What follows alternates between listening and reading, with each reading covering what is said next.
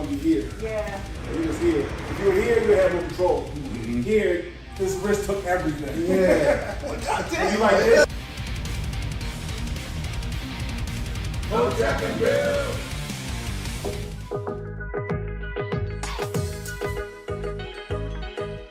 Kanye on that drum. All right, so welcome back to Sunday's Corner, everybody. How you doing, sis? Welcome to the show. Fantastic. Thanks for having me. Thank you so much for coming through. If it seems like, oh, she's not even giving these people intros. No, I don't give them intros. I let them speak for them themselves. I thought my plight in life was about saving the world until I realized I didn't have the skills or the tools to save myself. Yep.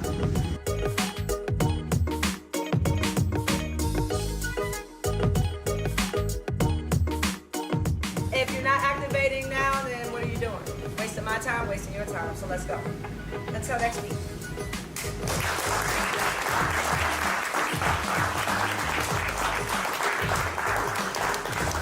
Welcome. Her name is Kim Clayson. Clap it up for Kim Clayson. We love it. Kim Clayson, ladies and gentlemen. There she is. It does look good. We are going to be flipping seats. Like I said, a lot of the states did go through redistricting. Maryland was one of them, Florida, New Jersey. So we'll be flipping a lot of seats in really good areas.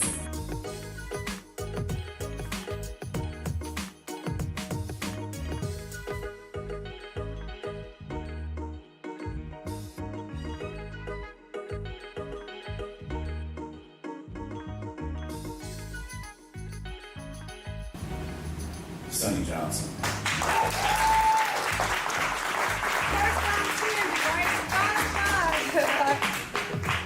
Oh, is it on? Like, it ain't like I'm not loud enough. You can't hear it. You know, I can be loud without anything. And that, you know, before that, I was always like, I'm Hotep adjacent. You know, I'd always say that. But when you got to that point, when I was like, okay, now it's Hotep. What point did you get to? Hotep Bill. The point where when you hit the realization that it's not about necessarily winning the argument or fighting with the left or fighting with, you know what I'm saying? No, it's not about that. Now, I'm going to create the platform where you can find the content.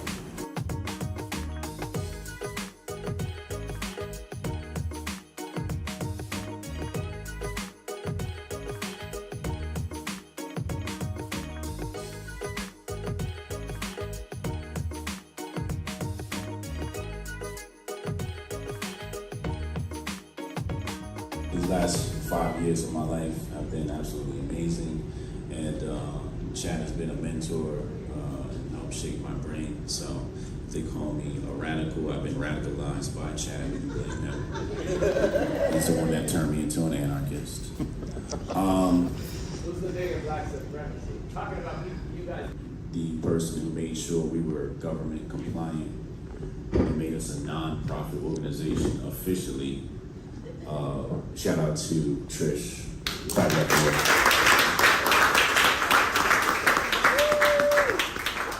Did an amazing job helping me out. I really appreciate her. Shout out to Crypto Wendy for coming out. Thank you, Crypto Wendy. Wendy, shout out to Syscoin, our sponsor. You know, shout out to Brody McFarland.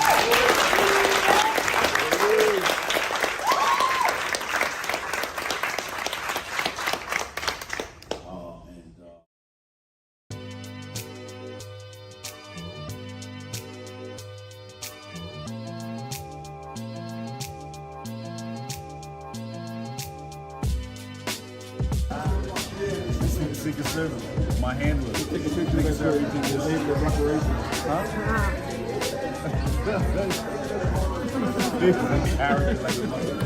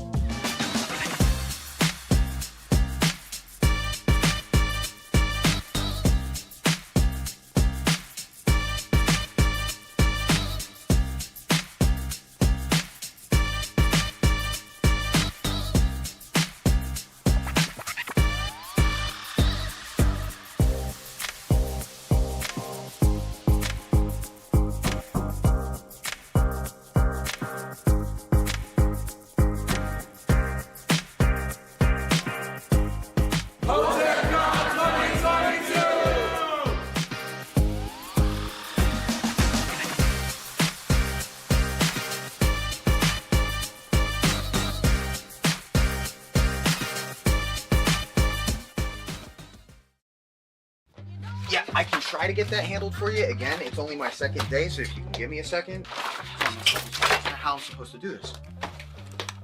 How the hell are we supposed to do this by 5 o'clock? I have no clue. Is that possible? Hey, do you have the password to... How'd you finish all your work already? He's not tapped in.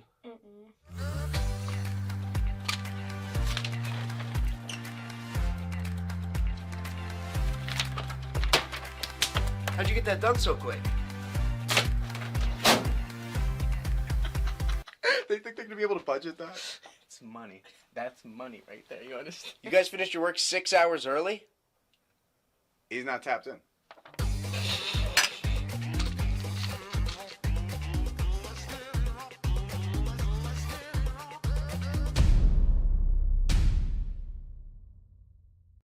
Two, one, boom. Hotep Jesus. Of all the Jesuses I know, he's the Hotepiest. Social scientist and YouTube host, Hotep Jesus. How the fuck do you get a name like Hotep Jesus? The one and only Hotep Jesus. Ryan Sharp, better known to the world as Hotep Jesus. Hotep Jesus. Hotep Jesus. Hotep Jesus. Hotep, you're a genius. HotepJesus.com. Somebody said, what do you think you are, some kind of Hotep Jesus? Ooh, and that's I was good. Just like, ooh, that's sexy. Yes, I do think I'm Hotep Jesus.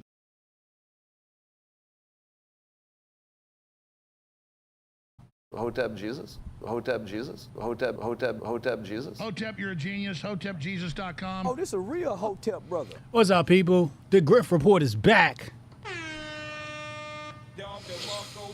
Welcome to the Grift Report. I am your host, the Grift God, Hotep Jesus. And before we forget, here's my disclaimer. This stream contains adult humor and was created strictly for comedic and artistic purposes. No offense is intended toward any products or individuals featured in this video. So, again, if you are easily offended, just leave. Just leave. I don't want to hear you crying. You know, we can open up the phone lines later and we can debate and argue all you want. But crying is not allowed. It's not allowed. Anyway, welcome back, everybody. As you already know, the Grift Report is here at 2 p.m. daily, Monday through Friday, and sometimes on weekends for special episodes. Looks like they got our president hemmed up once again. No surprise there. Anyway, without further ado, let's open up the Grift bag. See what the Grift bag has to offer today.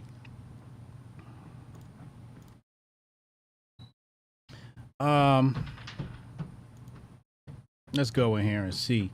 All right, so we got some Trudeau news. We got another NFL player with some heart issues, some grifter news. You know, we always gonna keep you up to date on how the grifters are grifting and how they're feuding, etc., etc. We got some gender issues. We got some feminist issues. We got some N-word issues. We got some black rock issues. But first, let's start right here. This one's been sitting in the Grift bag for a few days now. We hadn't gotten a chance to get to it. We're going to get to it today. I had not gotten a chance to watch this video. No, it's not me. Let's take a look. I really had enough of this whole life. So I'm going to just go ahead and say it. Fuck every white man, woman, and child alive on this planet. All of you motherfuckers need to die. All of you do. We need to go for a global, recessive genetic purge by any means necessary. Every last one of you white man, woman, and child on this planet need to die. All right, so we have a call for violence here against white people. Oh, man, this is so bad. This is so bad. I understand the frustration. I understand you're frustrated and you've been told that all of your problems stem from white people. And much of that is due to the miseducation of the Negro. The miseducation of the Negro by the Negro. I should write a book that says that. The miseducation of the Negro by the Negro. Many of our scholarly types have gone on a tirade. And we spoke about this in the past. How black history is pretty much a horror story. Maybe I can find that clip. Here we go. Let's play the clip so we have a full understanding of my rhetoric in regards to this. Here we go.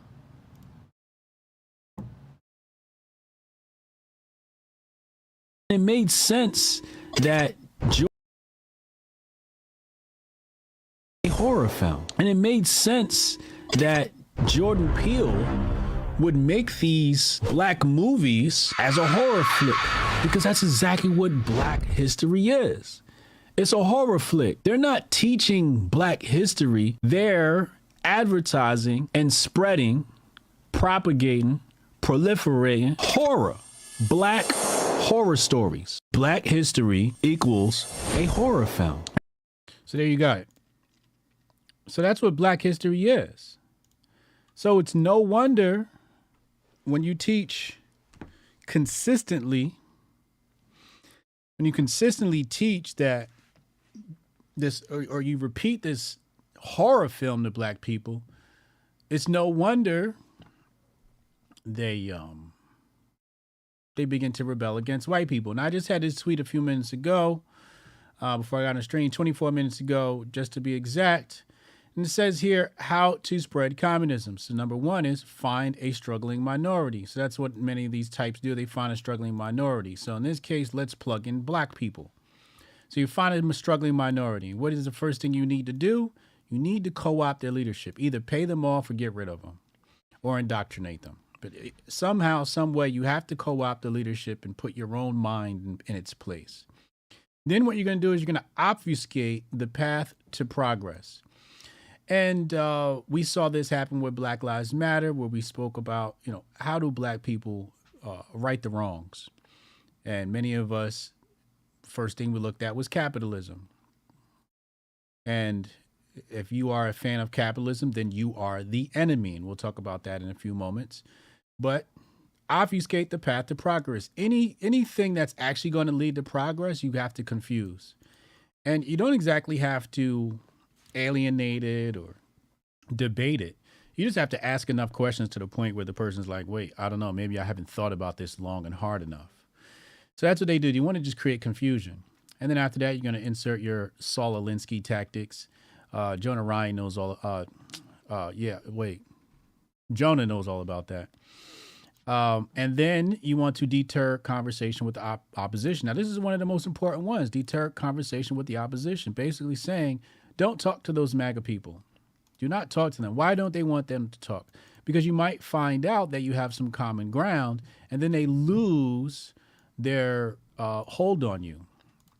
Because now you've had this conversation, and really what conversation does, it leads to understanding. And if everybody understands each other, then you might find some sort of cooperation. You might find some peace. So they want to deter, and that's why they try to keep people in a bubble. So the say is, don't even interact with the MAGA types. Don't interact with the Republicans and the conservatives and the Hoteps. Don't even interact, because they know once you show somebody the light, or for example, let's do a real life example. Hotep Jesus. They'll tell them, do not talk to Hotep Jesus. He's bad, he's misogynist, he's a rapist, all these things that they say about me, right? All these weird things. So they'll make up lies about the individual just to deter you. Did the same thing with Trump, right? They called Trump a rapist. They want to throw him in jail and all this other stuff. He's a misogynist, right? Don't talk to him. So don't talk to Hotep Jesus. And what I found in my own experience is many people have said, they told me not to watch your material. They told me not to check it out. But I decided to check it out anyway. This is going to lead to number 6. Decided to check it out anyway. And when I got here, I found out that you were more reasonable than they purported. And that's the whole trick, is to give people, and again, obfuscate, give people the wrong idea about the opposition so they never actually speak to them. Because if they speak to them, you might go, well, some of this stuff actually makes sense. And now they can't make me look like, the enemy. Now, the next is alienate thinkers. So somebody who goes, well, they come back to their little, meeting, their Black Lives Matter meeting, and they go, oh, we spoke to the Hoteps, and the Hotep Jesus, he seems like a logical guy. Well, they're going to alienate him. They got to get him out of the paint. They'll, several ways that they'll alienate in a meeting and say, okay, let's talk about that later, right? Or let's talk about that in private. We'll do that one-on-one, or let's talk about this. So they can alienate you by keeping you only speaking to maybe the leadership of the group and not the followers of the group. Because if they hear you talking in the middle of the meeting, the other followers might go, "Wait, I need to go listen to the Hoteps," or they'll briefly acknowledge it. They'll say, "Oh, you spoke to the Hoteps. It seemed logical." That I can show you why he's not logical, but let's talk about that after the meeting. So they'll address it in front of their followers, so their followers know you're not running from it, and then again, make me out to be the bad guy, and then later on indoctrinate. Number 7, demonize any anti-communist. So anybody that's anti-communist, you got to make them the enemy. They're capitalists. They're white supremacists. If it's a black person, he can also be a white supremacist. They call this anti-blackness, and they have all types of other terms that they've been able to intellectualize, et cetera, et cetera. And then the last step is indoctrinate with Marxism. So coming back to our tweet here, where the individual is calling for the violence of Americans, he's obviously upset. Maybe his white girlfriend did something to him, or somebody in public did something to him, and he's got all this rage and stuff in his heart. And I gotta be honest with you, none of this stuff is good. And I've told this story a million times. When it comes to myself, I used to have a lot of hate in my heart for white people until one day I saw a white person, walking in front of me, and they just seemed happy as ever. And my blood was boiling just at the sight of seeing them. And that was the moment I realized this is hurting me more than it is them. And you can see it in this guy's face. Like, this is definitely hurting him more than anybody else. So you definitely don't want to harbor hate in your heart.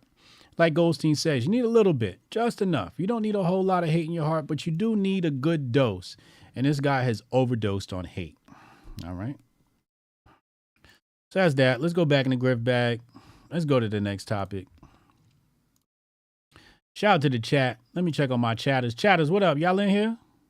Hit the like button. Especially if you're on Rumble, hit the like button. Let's get on the front page. Everybody, let's get us on the front page. Shout out to Tasha Kayleen in the chat as always. Appreciate you, love. I did get your email. Didn't get a chance to respond, but it's always love, Natasha. It's always love. Diesel, Wilmar over on YouTube, Champ. What up, y'all? Hey, make sure y'all getting the exclusive content over on Locals. Get the exclusive content over on Locals, HotepJesus.locals.com. If you're on Rumble, hit the join button to take you to my Locals. But that's where all the exclusive content is going to go. We got some more clips about to be released. I got another batch that I'm going to give you guys. So look out for the next batch going to Locals soon. All right? Wonderful. All right. Back to the Grift. And no Grift is complete without Syscoin. Hotep, you're a genius. HotepJesus.com. Off-road experience. HotepCon is just weeks away. Weeks away to our event. It's amazing that it's almost time already, but Syscoin is going to give you guys an immersive experience. If you're not familiar with cryptocurrency, if you're not familiar with Syscoin, you will be. When you leave here, you're going to feel very comfortable in the crypto community, with the crypto community, with crypto. You're going to have a good understanding. You're going to play with crypto at HotepCon. It's going to be a whole lot of fun. And then you can make fun of your boomer friends for not understanding this wonderful new world that we've embarked in.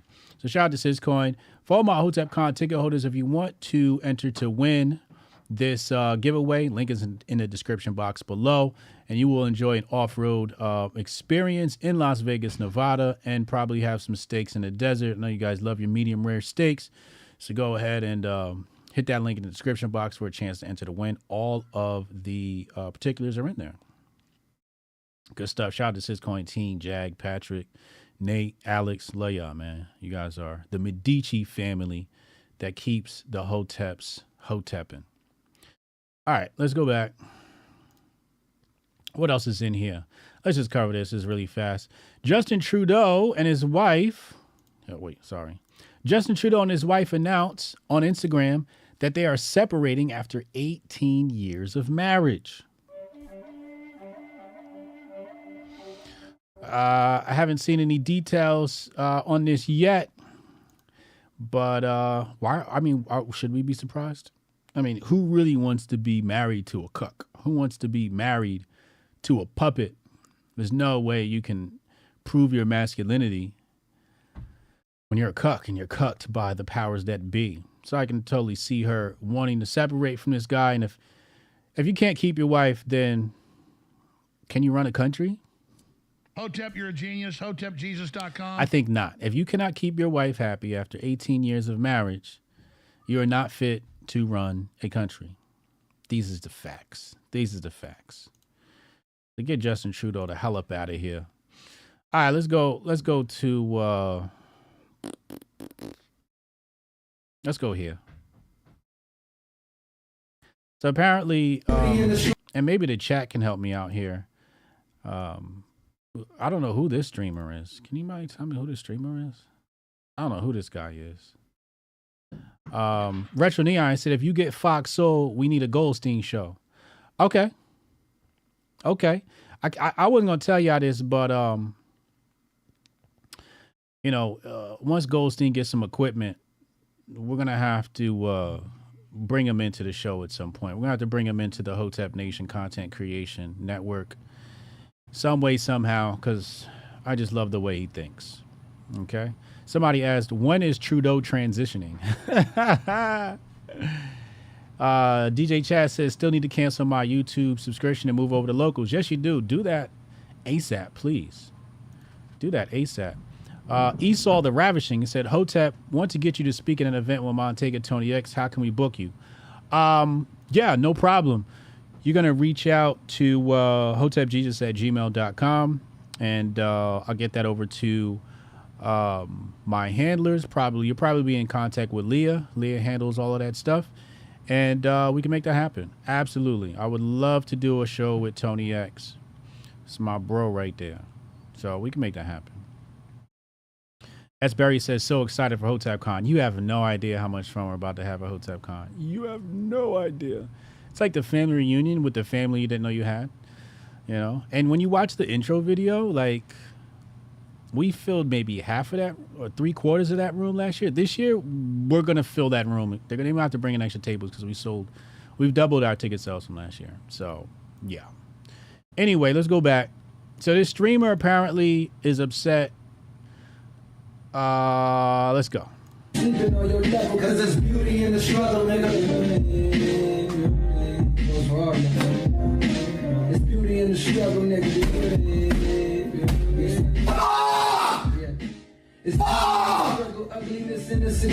I never use that word. I swear to fucking God, this isn't content. I never use that fucking word. I've listened to rap songs every day on this subathon, and I always change it out for brother. I had a tweet that literally said, I hate when street. So he's listening to rap music, and he slips up and he says the N-word. And he's more mad at himself than I'm mad at him. I'm not even mad. I'm like, I get it, bro. I get it. You're just listening to a lot of hip hop there, and your subconscious mind has taken in the lyrics and internalized them, and you drop the N-bomb. Hey man, no foul, no harm, bro. No foul, no harm. He even mentions at the end of the video that he hates when streamers say the N-word when they're reciting rap lyrics, etc., etc. I really don't give a damn. Intent is key when we're talking about the human language. The human language, English, etc., etc. Intent is a lot. For example, women say, hey, that's my bitch. And she means it in an endearing way. Somebody might say, that's my nigga. They mean that in an endearing way. But you might say, oh, you fucking bitch. Now that's offensive. Or look at that dirty nigger. Right? Now that's offensive. So intent means a lot here. It carries a lot of weight. So I don't wish him to be too hard on himself. We understand you made a boo-boo in the eyes of the public, but at least you acknowledged it yourself and you didn't wait for somebody else to catch you. I don't know if anybody else would have caught it, but I guess it's better you get in front of it before somebody else catches it, and now you got to, issue an apology or some shit like that. But, are you able to listen to rap music and not say the N-word? I don't know if that's possible. Anyway, we're not going to spend a whole lot of time on that. Let's get to more pressing matters like feminism. Here we got another case of Hotep's been told you. Let's pull it up.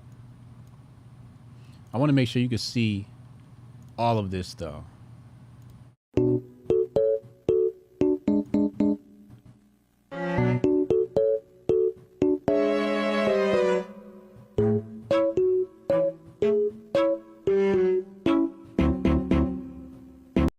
Wait a second. Wait a second. You guys can't see all of it. So the Quarterman posted this, and the reason why it's important for you to see all of this is because you need to see the words that they put on the screen. So here, I have no feminism left in my body. So here she has her male mate, and he's towing her in the kayak. She's given up rowing. She's given up using her paddles, and has deferred to masculine energy. Feminism right out the window as soon as life gets hard. Defer to men. Here's another one. Getting my guy friends to build my furniture. Wait, what did it say? Getting my guy friends to build my furniture by pretending my tiny lady brain doesn't understand the directions. Okay? This is feminism falling apart in real time. As you know, the caption here says, ask not what you can do for misogyny, what misogyny can do for you. Weird flex. The feminism leaving my body when he asked me to split the check. There she goes running. The feminism leaving my body when the firemen say they'll lift my patient for me. The feminism leaving my body when it's time to scrape off the car.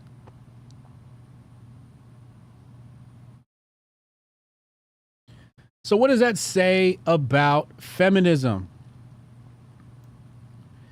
Anybody in the chat like to take a stab at that? Anybody in the replay, in the comments, like to take a stab at that? What does it say about feminism? Well, first, let's do a flashback. Remember when I told you that these liberal women don't want pussy liberal men? They want traditional conservative men. They want men that are going to row that boat, not weak men. They want men that are going to clean off the car when it snows, put together their furniture. Basically what they're saying is they want a traditional life. Hotep, you're a genius. HotepJesus.com. So once you do all of that, what's left for feminism? What actually is left? The only thing that's left is cosplay. Feminism is a form of cosplay. That's what it is. Much of leftism is a form of cosplay, where you cosplay an activist. In this case, the cause is feminism, but they're cosplaying an activist.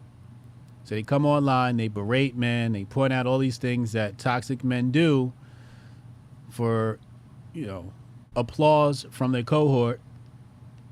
Yet when push comes to shove, all of that shit goes out the window, and they realize they need men.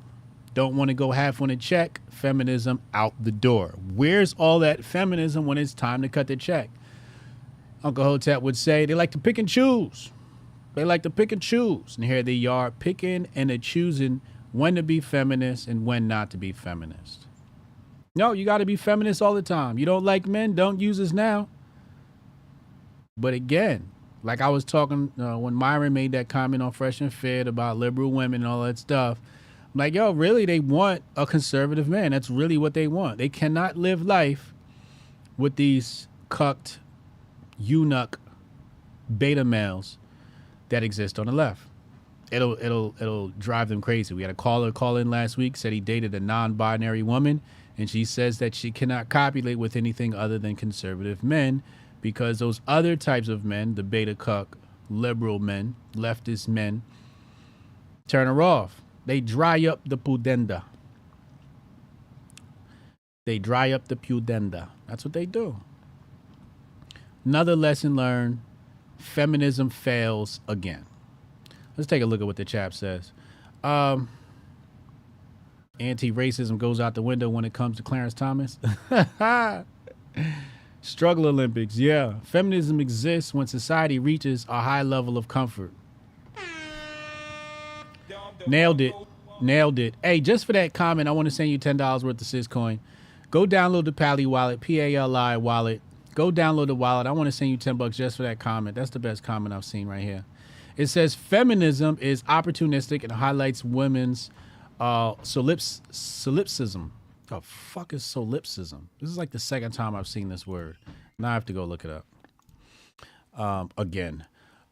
Solipsism, from the Latin solus or alone, is a philosophical idea that only one's mind is sure to exist. Oh, yeah. A lot of only children like myself have gone through that.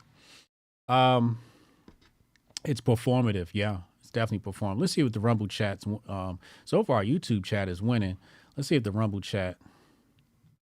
Natasha said, "Where do you meet those?" She said, "I never met a liberal man." Bitches do not ask for help. Bitches make men ask them if they need help, so that they don't need to give anything back, because then the help was a gift. Yeah, it's a form of manipulation. It's a form of manipulation. Truly, though, the women in this video are not the kind of women you want to be doing this shit for, if this is their mindset. Yeah, that's a good point. It's a good point. Feminist just means you want to choose when to submit. I like that. I like that. All right. He said, I do pool fabrication, and the men stays deferring to the wife for what color to make the pool. Walls watching them and go running for their wives is amusing to me. Oh, man. Gotta do something about it. Gotta do something about it. Let's go back in the bag. What else we got in here? What else we got in here? All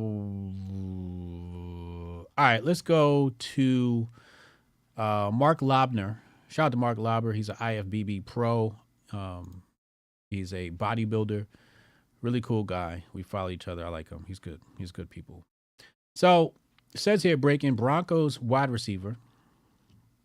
Let me make sure you guys can see this well. KJ Hamler announces he has been diagnosed with pericarditis, which is a mild heart irritation. He says his chest was hurting during workouts and was diagnosed when he went to get it checked out. As serious as it sounds, he actually won't miss too much time. Heal up, KJ. So let's look at the full text here that he posted on his Instagram. And it says, after feeling some chest pains while working out on the break before camp started, I got everything checked out, was diagnosed with mild heart irritation called pericarditis.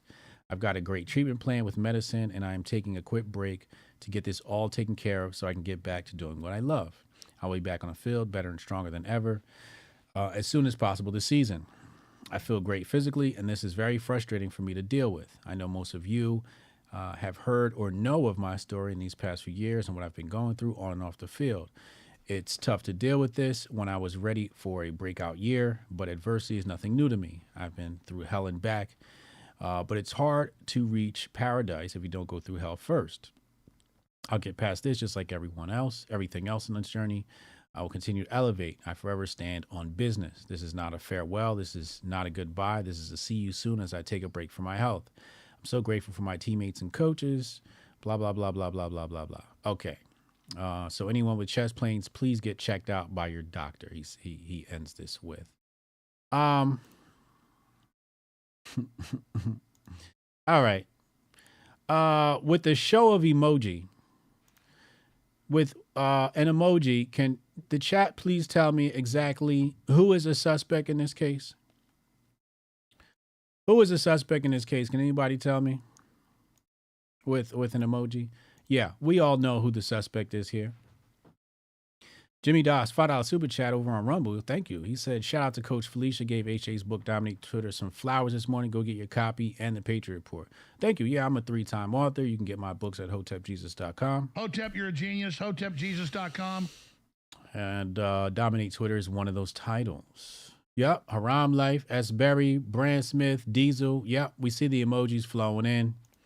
We know exactly who to blame. As Uncle Hotep would say, it's the chest buster. It's the chest buster. I see you, Metastep, Tyler Rose, Kevin, and Jaden, and Champ. I see y'all. Yep. The chest buster.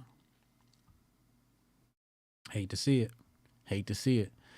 I wish them all the best, man. I wish them all the best. This won't be the last we hear of these athletes and some of the issues that they're having.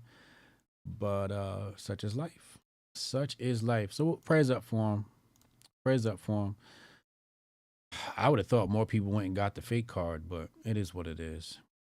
All right, let's go through. I made 2 lists. Okay? 2 Marvel lists.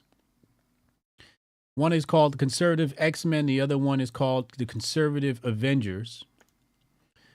And I'd like to see, you know, when you guys call in, tell me who's in your top 5, who shouldn't have made the top 5. You know, give me your feedback on this.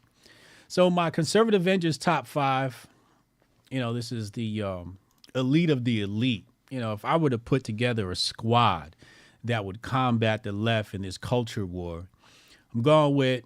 we'll go bottom top, Ashley St. Clair. And Ashley St. Clair is actually she's like an X factor because she's attractive. She's a woman. She's a mother. She's anti-trans, works for the Babylon Bee, and she's Jewish. So it's really going to be really hard to combat that one. I don't know how you're going to beat that one. Then above her, we got Alex Stein. Needs no explanation. Styx is just an absolute force when it comes to creating content. We watched him destroy Anomaly in the debate and make Anomaly fold, basically. But again, Styx is not conservative, and he made that quite clear. So he's an absolute force, but we're gonna need him. We're gonna have to draft him for this. Number 2, Scott Presler. If you're not familiar with Scott Presler's work, Scott Presler, who on the right has gotten more people to register to vote than Scott Presler? I couldn't name anybody. It's probably not even close second. So huge force. And then we got, of course, Candace Owens at number 1. She's pretty much the queen of conservatism. She's the princess of conservatism. Black woman, mother, loud, obnoxious, unforgiving, brash, just all the things you need to fight the culture war. So this is my Conservative Avengers top 5, okay? Then on the other side, we got the X-Men. So this is my own little X division here, right? Number 5, the absolute menace in the culture war would be Uncle Hotep. He loves terrorizing the timeline, so we got to throw Uncle Hotep in there. Real Bryson Gray, terrorizing, holding down the church. Gonna need that. So he's holding down Christianity for us, etc., etc. I got to bring back the music. These special guests got me off my usual. Got to bring the music back. Anyway, shout out to Bryson Gray. Really dope album. Letters of Church Part 2. And then one you might not be familiar with was ZV Bear. ZV Bear, we're definitely going to need him in the fight for the culture war. This kid is an absolute menace. He's probably the biggest menace on the right. He talks about dating white women, and he destroys the left, and just an absolute culture menace. Huge fan of Eminem. So everything that's going to trigger somebody on the left, ZV Bear is like the ultimate leftist trigger. That's what he is. And of course, Dom Lucre. You guys are familiar with Dom Lucre. Dom, he's got thread upon thread upon thread, just exposing people. So one thing you know in common with all these people is they're all like huge disruptors. This X-Men list are huge disruptors. Uncle Hotep, Bryson Gray, they're all disrupting the narrative and bubble bursting everywhere, okay? And then, of course, Sonny Johnson at number 1. Sonny Johnson's got to round out this Conservative X-Men top 5. I got to fix that. Sonny Johnson coming in at number 1 because she's Sonny Johnson, and nobody pisses anybody off more than Sonny Johnson. So that's my go retweet and share. That's my conservative top fives, and I got more top fives coming soon. I'll be right back after this commercial break. This pipe just bust. I'll be right back. Yeah, I can try to get that handled for you. Again, it's only my second day, so if you can give me a second. How I'm supposed to do this? How the hell are we supposed to do this by 5 o'clock? I have no clue. Is that possible? Hey, do you have the password to... How'd you finish all your work already? He's not tapped in.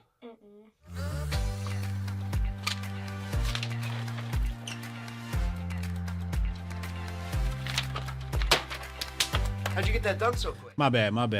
The Hodge twins. Oh, the Hodge twins are up there. They'll probably make another list. I'll probably put them on another list. The Hodge twins are definitely up there though. They deserve a spot in one of these lists. So we'll get another list going. Shout out to the Grifties. If you guys are not familiar, go to grifties.com. This is our app where you get to exercise democracy in regards to the grifters. Right now, we got Dylan Mulvaney in number 1, Joe Biden 2, Donald Trump 3, AOC 4, Greta Thunberg 5, Fauci coming in at 6th. So yeah, go vote. Where is Hotep Jesus? Where am I? I was 35 last time. Damn, I done fell down the list. Primetime 99 has just passed me on the list. I need you guys to go to Grifties and vote for me. Grifties.com, GRIFTIES. Go to Grifties.com. Please go support. If you want to nominate somebody, go ahead, hit that button and nominate a grifter. It only costs $3.97. We are a nonprofit organization, so it goes to a good cause. We support the homeschooling community. HotepNation.com. Anyway, let's go back.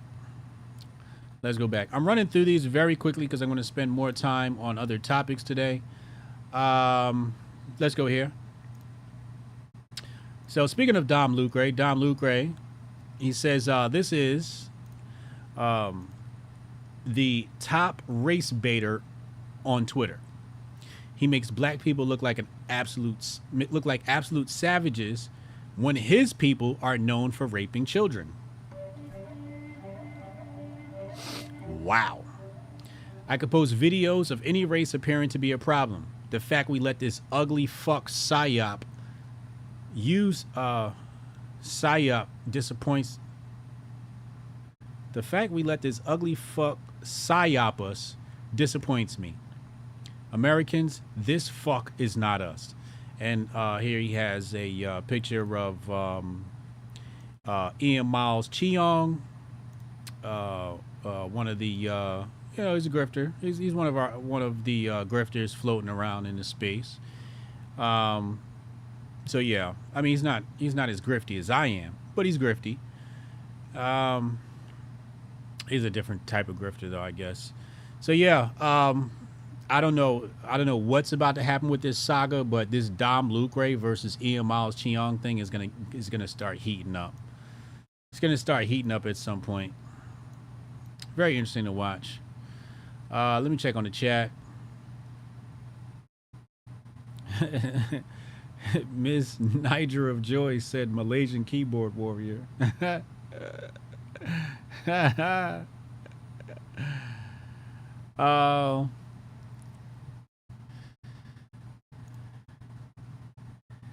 Ain't never heard of his grift? Okay, good. That's not a bad thing. IMC is a piece of garbage though. Anyway, let's go back. Like I said, we're not gonna spend too much time on some of these things. It's the Grift Report, so we gotta keep you abreast with all the grifters. If we didn't do that, we wouldn't do justice by you. Let's go back. Damn it, I hate when I hit the app button is right next to the chess software button. Anyway, let's come back. I'm getting really good at chess too, by the way. All right, let's go here. University of British Columbia journalism professor Dr. Katya Tiem said she believes children should be exposed to adult genitalia to prepare them for the possibility of seeing naked transgender individuals in locker rooms. Let's take a look at that story.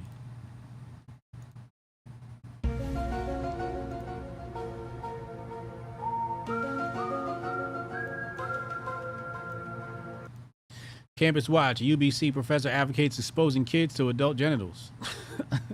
August 1st.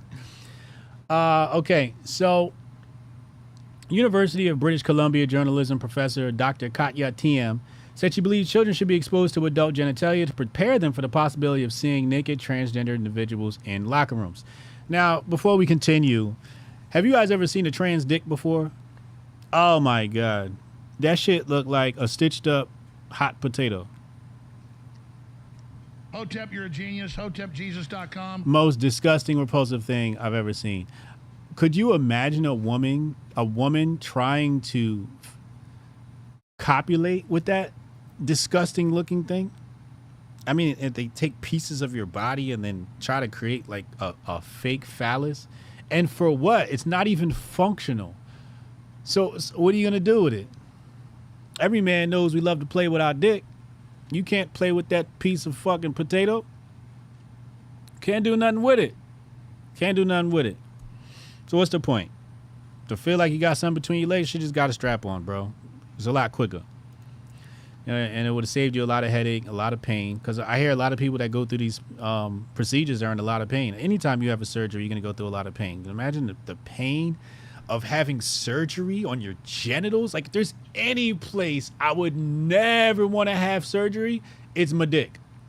It's the last place I'd want to have surgery is my dick. My dick and my balls. You know, and my ass. Okay, my ass too. Let's put that in there too. You know what I'm saying? Like, no. I'd rather lose an eye than get my dick chopped up. I'd rather walk around with an eye patch Hotep, before you touch my dick. You can cut one ear off. I'll give you a thumb before you touch my dick. I'll give you 2 of my legs before you touch my dick. This is crazy. Anyway, TM, who uses she, they pronouns, big surprise, made a comment in a Twitter thread criticizing American swimmer and women's rights advocate Riley Gaines. TM labeled Gaines a transphobe. I mean, everybody disagrees with him as a transphobe, essentially. So TM says, hey, want to know one of my all-time excellent parenting ideas? Let little children see penises and vulvas of various ages and sizes in a casual, normalized, totally safe way. The world will thank you for it. And so will those children when they grow up. What? You cannot show penises and vulvas to a child in a safe way. That's not possible. It's a child. Can we stop? Can we stop? There's no safe way to do this. This is absolutely disgusting, and it sounds like grooming. That's what it sounds like. It sounds like grooming. She continues, says, just imagine if the Riley Gaines of this society could totally keep their cool at the sight of a trans dick. Now, I'm telling you right now, I've seen a trans dick. If I see another trans dick, I'm losing it. That is the most abhorrent thing I've ever seen in my life. Oh, it's absolutely disgusting. That nasty chopped up potato. Oh, it's freaking disgusting. Nobody wants to see that shit. Matter of fact, I'm going to have to show my kids a trans dick. They're 13 now, so they're old enough. I'm going to have to show them a trans dick just so they know how stupid this shit is. You know, they're going to get sex ed at home with dad, and we're starting with the trans motherfuckers. Before we get to the normal motherfuckers, I'm going to show them the weird motherfuckers so the normal shit is like a sigh of relief for them. Okay? Is that Rudy acting up? Who's that? No, the dude. Come on, dude. Yeah. Now she says, and just imagine if Riley Gaines' parents were like, yeah, that happens. It's okay. Now let's talk about your upcoming training schedule. Yeah. No, that's not how that's going to go. We're going to sit down and tell the kids, look, these motherfuckers is mentally ill and this is not cool. Okay? And here's a tweet. I hope this is fake, but apparently it's real. The professor took aim at Riley Gaines for standing with 16-year-old Illinois swimmer Abigail Wheeler, who was accused of hate speech after she protested the presence of a biological male in a woman's locker room at her local YMCA. The first time I saw them in there, he was in a woman's swimsuit sitting in the corner of the locker room, just sitting there, watching. Now that's creepy. That's absolutely creepy. You know, you got some dude, women are trying to change, and he's just sitting there just watching them. I don't want to speculate. Y'all know what the fuck that nasty motherfucker was doing. Y'all know what he's doing. I know what he's doing. Everybody knows what he was doing. He's in there being nasty. Go to the men's room. Anyway, it says the second time I had gone in to use the restroom during practice, and he was standing there with 2 other adults, and they were changing. He was clothed already and was just talking to them.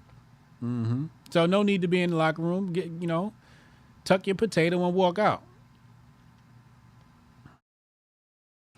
Okay, so it says here, in response to Gaines, the UBC professor, TM, claimed that incidents involving women who are uncomfortable after encountering biological males in the change room fuel anti-trans activism.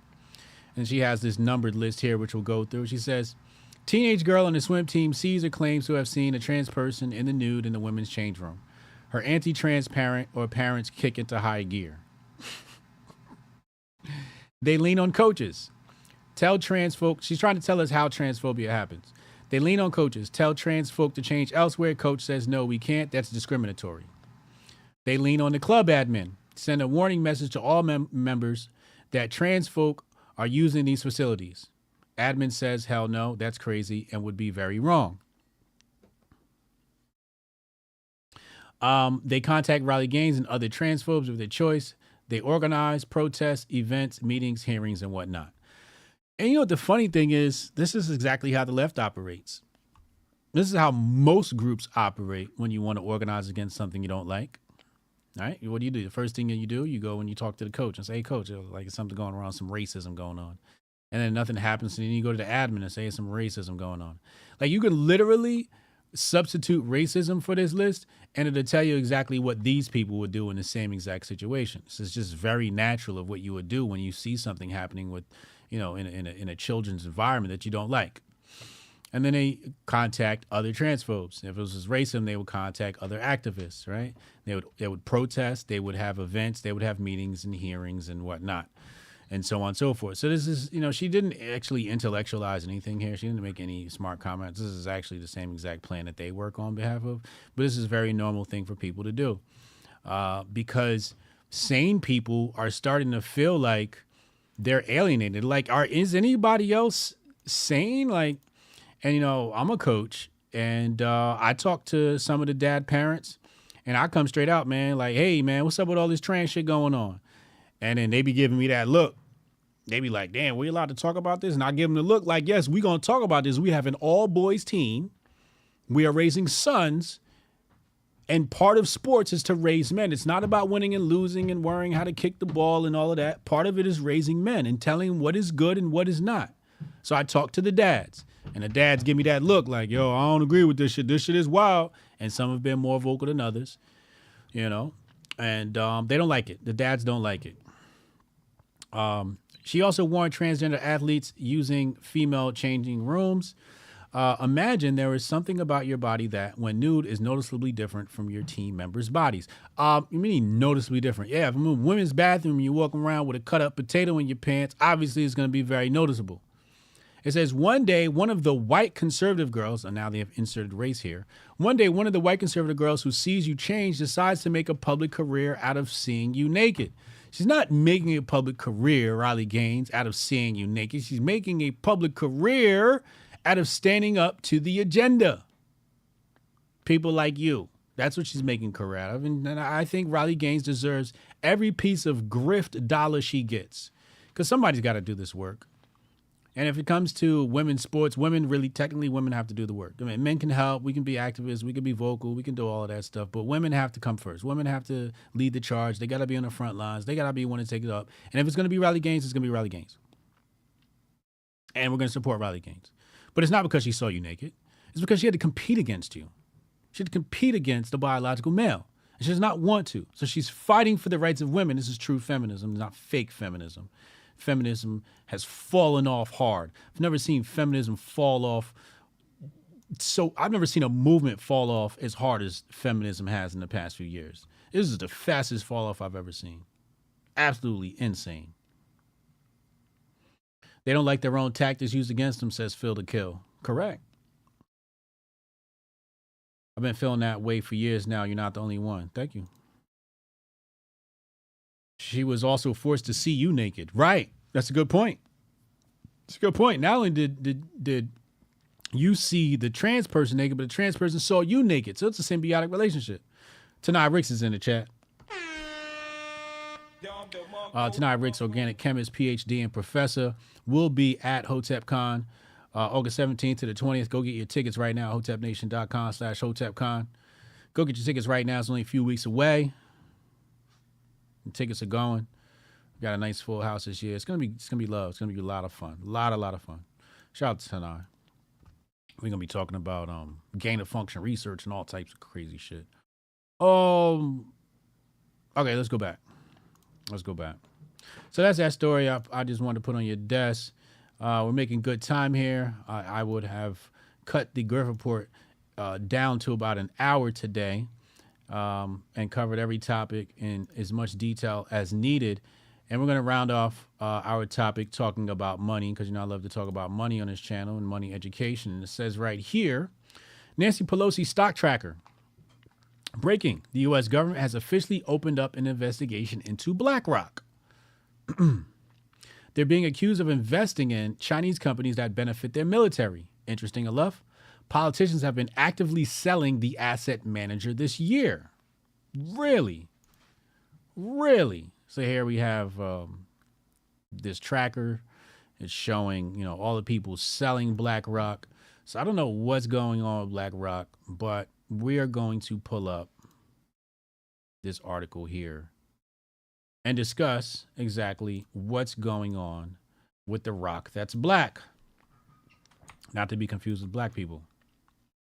Okay, let's dive into this. All right. So here we have the WashingtonExaminer.com, August 1st.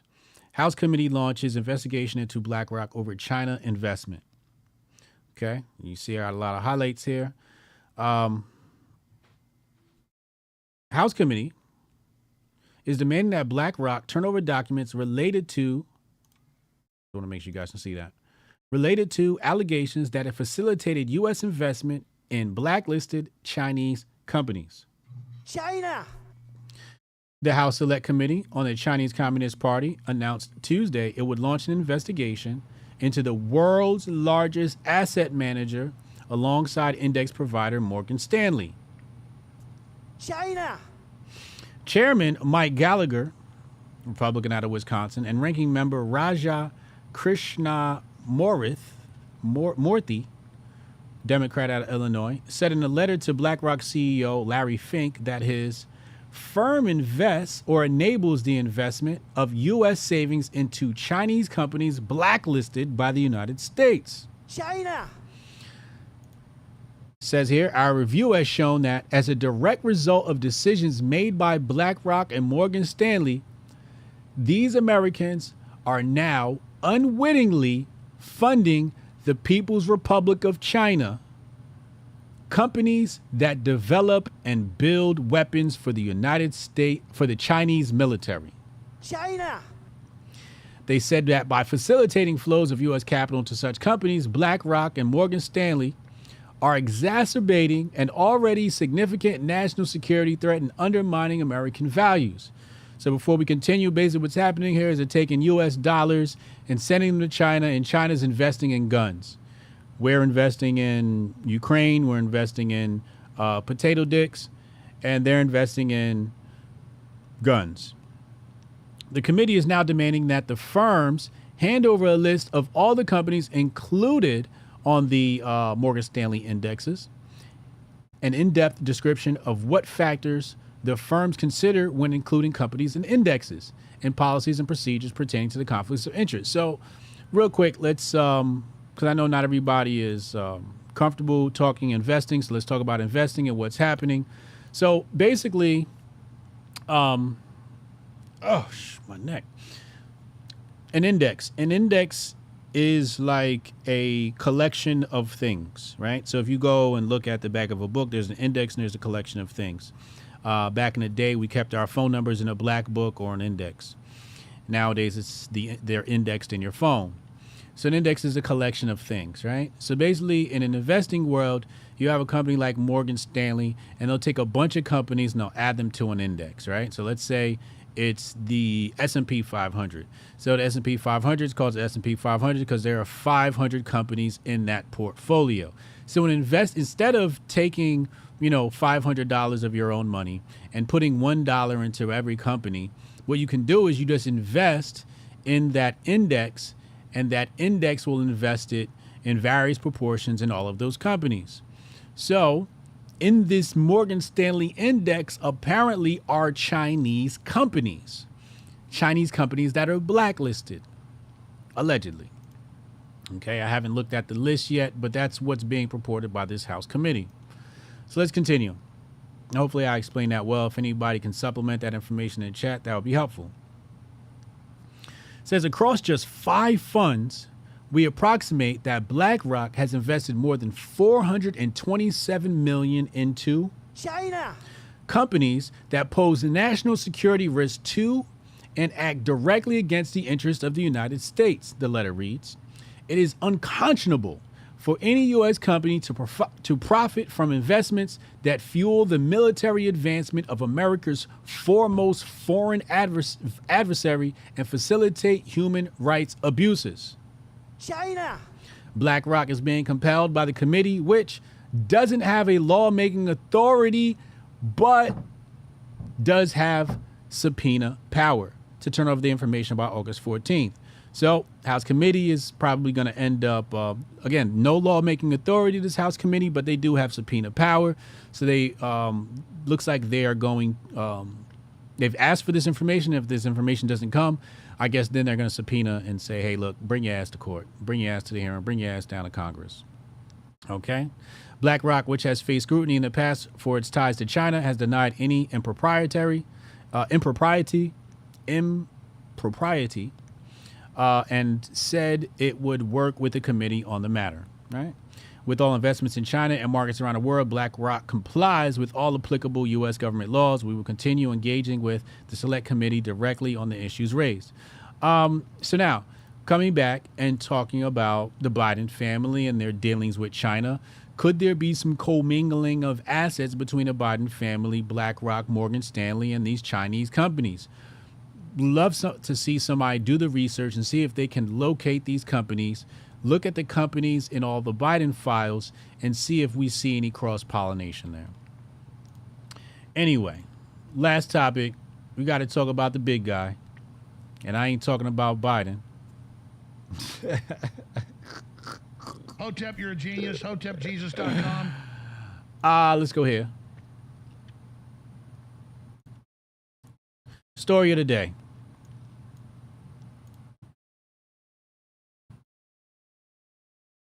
Trump indicted for efforts to overturn 2020 election and block transfer of power. This is what they're accusing him of.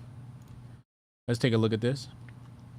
So it says here, Donald Trump was indicted on felony charges Tuesday for working to overturn the results of the 2020 election in the run-up to the violent riot, J6, blah, blah, blah, blah. Justice Department wants to hold him accountable for an effort to block peaceful transfer of presidential power and threaten American democracy.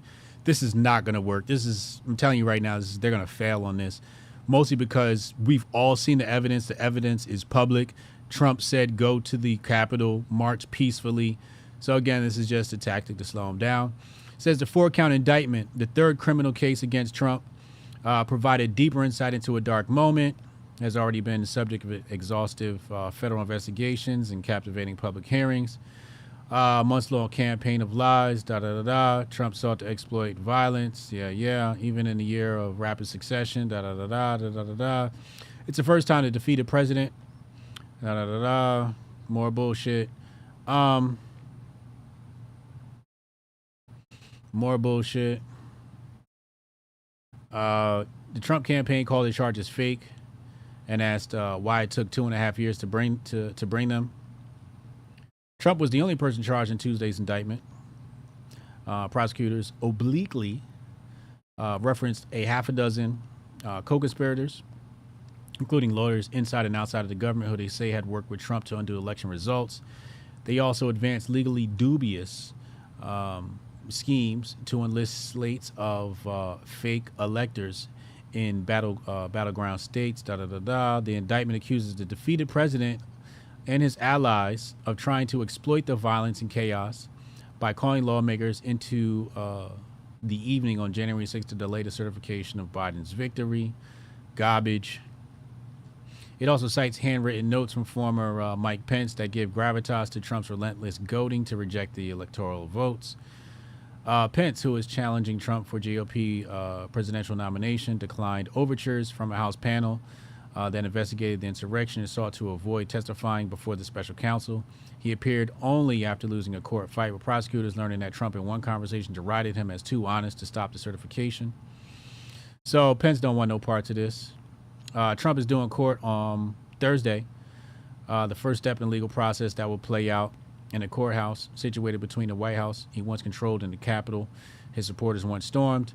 The case is already being dismissed by the former president and supporters, and even some of his rivals, as just another politically motivated prosecution. I mean, that's what it is, no? Yet the case stems from one of the most serious threats to American democracy in modern history. AP wrote this.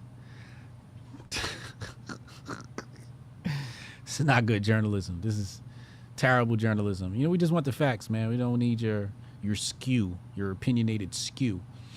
The indictment centers on turbulent 2 months. The riot, J6, Juneteenth.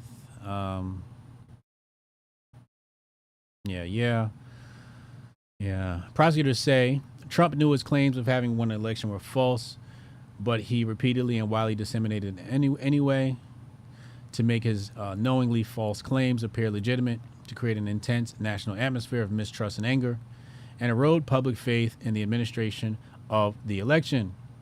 The document carefully outlined arguments that Trump had been making to defend his conduct.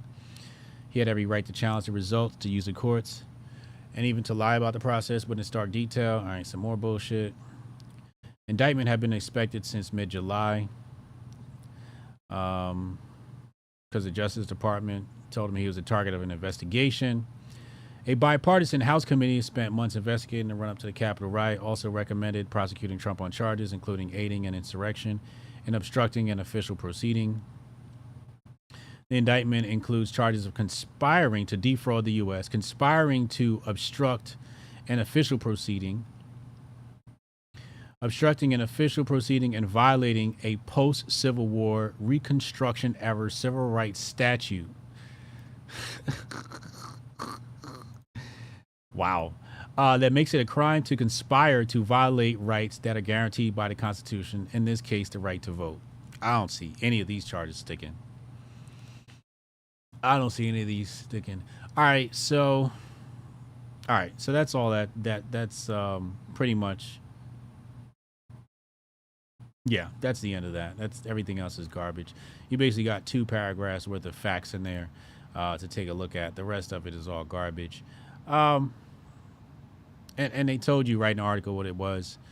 It's politically motivated. It's abuse of the justice system, the DOJ. They're trying to slow him down. They don't want Trump to, and I've said this a million times, it's just about slowing Trump down. It's about adding hiccups. It's about damaging his reputation. But most and foremost, it's let's keep him and his team in court so they can't focus on their presidential election campaign. It's that simple. Also, it helps them distract from the Biden crime family. The crackhead, the coke, the Ukraine, the Ukraine money, the Uranium One, Hillary Clinton money, the emails, the hookers, the underage girls, China. I mean, the list goes on when you're dealing with the left, right? Just pure criminals over there. So that is also part of the motive, because the beast never does anything for one reason. It's always for multiple reasons. And honestly, when you run a business, you know, that's how you should think as well. In your business, you should try not to do something that does one thing, but hopefully kills more than one bird with one stone. All right. Anyway, we're on the phone lines, 202-596-5631, 202-596-5631. And I'll be right back after this short commercial break. Yeah, I can try to get that handled for you. Again, it's only my second day, so if you can give me a second. How I'm supposed to do this? How the hell are we supposed to do this by 5 o'clock? I have no clue. Is that possible? Hey, do you have the password to... How'd you finish all your work already? He's not tapped in.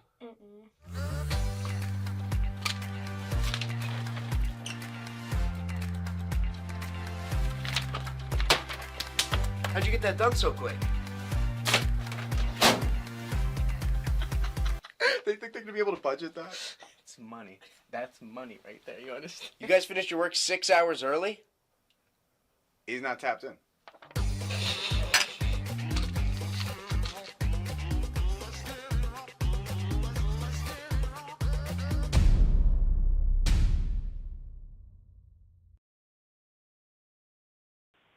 Hotep Goldstein on the check-in. What up, bro?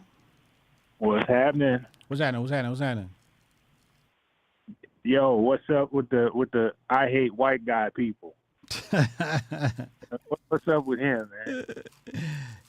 He was having a bad day.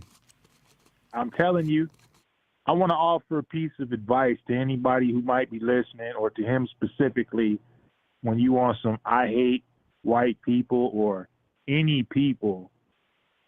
You can't hate those people in their language, you fucking clown. I don't believe you until you learn your own shit or just make up a brand new shit. Stop hating them in that. But you can't hate them in their shit. Facts. Serious. I like that. That's when you know you're serious. When you're ready to take on your own language and create your own language and learn your own language, go learn Swahili or some shit. But you can't be talking the oppressor's language and to be mad at the oppressor.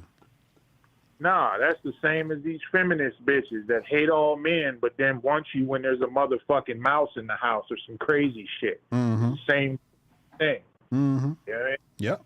They Big need facts. you when they need you, but when they don't need you, now it's comfortable to just hate your motherfucking ass. And that goes for any goddamn people who hate any goddamn people. You know, listen, I get accused often of hating a certain demographic, which couldn't be further from the truth, right? I do hate, but I don't hate people. I hate workers of iniquity. And if you are a worker of iniquity, I can't stand your motherfucking ass.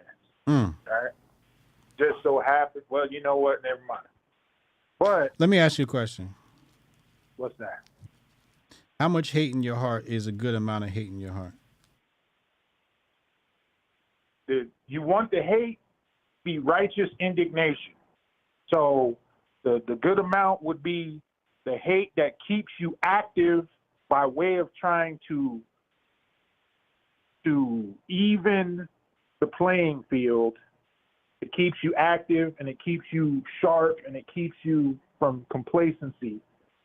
But you don't want that hate to tip over into making you become what it is you hate.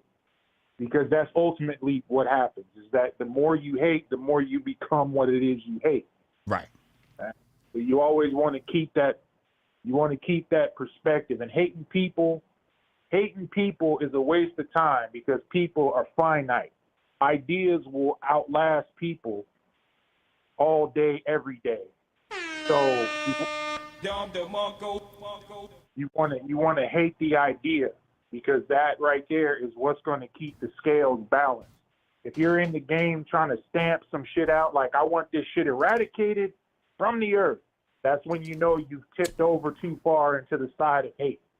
Because that's impossible. You can't do it. There's always going to be that. This is what I always try and get on Bryson Gray's ass about.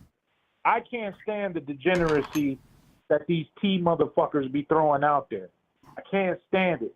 But what I do understand is there's always going to be degenerates. Always. They since the beginning of time they've been there till the end of time they will be there. So if you on this campaign or this mission to stamp out degeneracy, you've gone too far into the realm of hate. And what you will do is you will become what you hate and help breed that shit further than it should be bred. You start working for the iniquity at that point.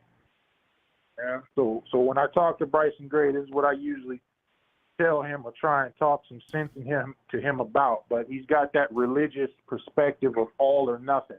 Yeah. And that hasn't worked out ever in the history of religion. Ever has that worked out. That's true. So, now, I can't wait for the first high-profile athlete, bro. The first high-profile athlete that suffers from some shit. And this Denver Bronco dude, he's fairly decent level recognition and shit, but I'm talking about a LeBron level nigga, right? To come out and be like, yeah, I suffered from this, or my family member suffered from this, and it is a direct result of the chest buster. I'm tired of this. I'm tired of this dancing around it like Jamie Foxx is doing. Nigga, we know better. Stop it. We know. And even if it wasn't your specific set of circumstances, then somebody's out there has to have. So why ain't nobody high profile that came out and been like, yo, that's the type of shit that lets you know they on the payroll. Because ain't nobody who suffered from some heart shit can say, yo, it was a direct result of this goddamn shot. Nobody? You know, high profile, like, you got a lot of low-level niggas that come out and be like, yo, this is what it is, but they're too easily drowned out.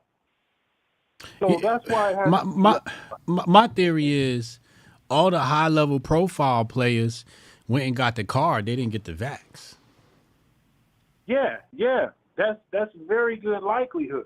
I'm pretty sure, like if we were to list of people that would warrant a player like Steph Curry, it would be number 1, his agent, number 2, his manager, number 3, his insurance agent, right? Like all of these people would be like, look, bro, you know, I got to connect to get you a card. You don't exactly have to go get the inoculation. You see what I'm saying? So it's the people around him that stand to make money long term of these people that are probably have the most reason to convince them to do otherwise. And I think the people at the top of the top did not take it. I think some of the lower tier players, the people who didn't have these connections, et cetera, these people actually were failed by the system. Yeah, that's for sure. Because look, if you're a world-class athlete, not to mention the face of a league, ain't no way in fuck your investors will let you take that shot. Even if you want to take that shot, they'll break your motherfucking legs to make sure you don't. Yeah. They got too much wrapped up in your body. Correct. They got a lot. They got a lot riding. But even still, like, let a motherfucker like Steph Curry be like, yo, my aunt's chest exploded and it's because of this motherfucking shot. I can't wait for the day. Can't wait for it, man. You mean to tell me all the people you know and all the circles you run in ain't there, motherfucker? None? That's a goddamn lie. It's just you are paid to not say it. I mean, that's how these motherfuckers roll. That's either you're paid.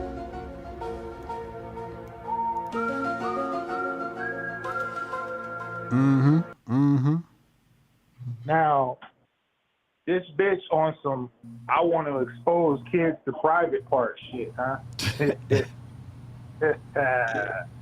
Bitch, there's a lot of things that I want implemented in society, right? Yeah.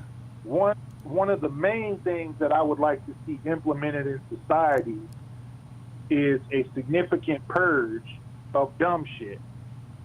What I will not do is, no matter how good of an idea I think that is, expose children to how that should look, right? You ain't finna line them up and say, this is how the death penalty looks, children. And that's a policy that we've implemented. But you're just not gonna do that. Why? Because you wanna protect their sensibilities as long as you possibly can from shit that they don't need to know as children. Right? Yes. You ain't gonna sit there and be like, this is what the fucking lethal injection or the electric chair looks like. And that's something that we already do. Right? You Yes, ain't this gonna is do true. that. No, you're right. So this is why bitches like this, when they have these bright ideas, these high-minded Ivy League-ass ideas, they need to be shown fairly quick how bad that can look. And this is why I'm a fan of taking their tactics, or whatever the fuck they trying to implement that ain't already in the flow of shit, and extending that shit to its furthest point of ridiculousness as I possibly can, in areas where they are not comfortable with. Mm-hmm. Like, all right, we'll take your philosophy, bitch, and we'll fucking implement it over here. How does it work out? Oh, it doesn't? Oh, you find this detestable? Well, then maybe you should shut your ass up. What I will grant is that if the bitch wants motherfuckers to see trans dicks, I will allow her to Google water snake toy. That's as close as you get. Anything past that, you fucking up. What's it called? All right. Water snake toy. Okay. All right. Get the image up there. That's all you get if you want to show some trans penis. That's it. Anything past that, you fucking up. That's as close as it gets right there. Hold on, let me get this on the screen. He said if you want to show him a trans penis, this is what you show him. That's it. I concur, sir. I concur. Man, shit is out of pocket. All right? Yeah. Even the hole at the end of that motherfucker is the exact same. That's a replica. That's an exact replica of that thick ass shit that they're doing in the name of fairness and gender equality. Yes. All right? Yes. Direct representation right there. Yes. Now, these Democrats, bro, they're a lot of things. But one thing you can never, ever mistake these motherfuckers for is stupid. They have never shown me, like I'm talking about on the institutional level, they have never shown me that they're dumb. Yes. And to some degree, Republicans can concur with this because they run around this motherfucker talking about how they rigged an entire nationwide election seamlessly. All right? This is some next level diabolical evil genius shit if you're able to pull that off. And Republicans will run around talking about, yeah, they did that, they did that, they did that. So if you can admit that they are that level smart when it comes to that and other things, because they implemented a number of cultural changes over the past 50 to 60 years seamlessly. Yeah. All right? Yeah. So why in the fuck is it that they become just bumbling idiots when it comes to producing all these indictments for Trump? Have you ever thought for 1 second that maybe the play ain't to arrest this nigga? The play ain't even to smear this nigga. But maybe the play is to get this nigga elected. Because all of this shit has helped him far more than it has hurt them. It has hurt his campaign.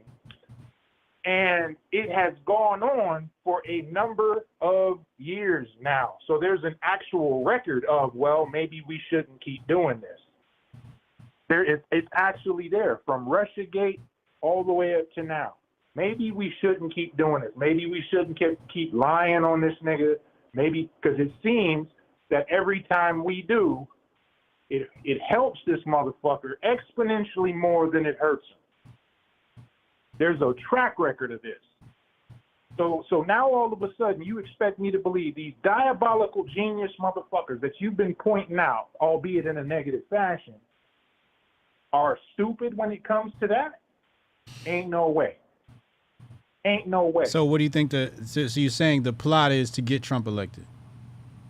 It's either to get Trump elected or to get the idea of Trump elected into the hearts and minds of a significant portion of people. I got you. So that way they use that as the next jumping off platform to the totalitarian regime that we know both fucking parties want. So let's supplement. Let's supplement what you just said, right? So people have asked, how come GOP members aren't in droves backing Trump and things that happened in the last election? And the truth of the matter is, it's it's a historical fact that both sides cheat. Okay, there's proof of both sides cheating. That's just is what it is, right? It's almost like if you're not cheating, you're not trying type situation. Actually, it is a if you're not cheating, you're not trying. They all like, you know, you always see somebody get pulled into court over some election bullshit, right? So both sides cheat. Now, 2020 election, you know, what happened there? We've seen a small portion of Republicans, House, Senate Republicans, decide that they are in fact going to stand up for Trump. Now, the question people have asked is, why haven't the majority of the GOP stood up for Trump? And the truth of the matter is, they have to protect the elections. They have to protect election integrity. Because if people lose trust in the elections, then both sides lose. That destroys the grift. Now remember, the great grifting only begins to boil in election years.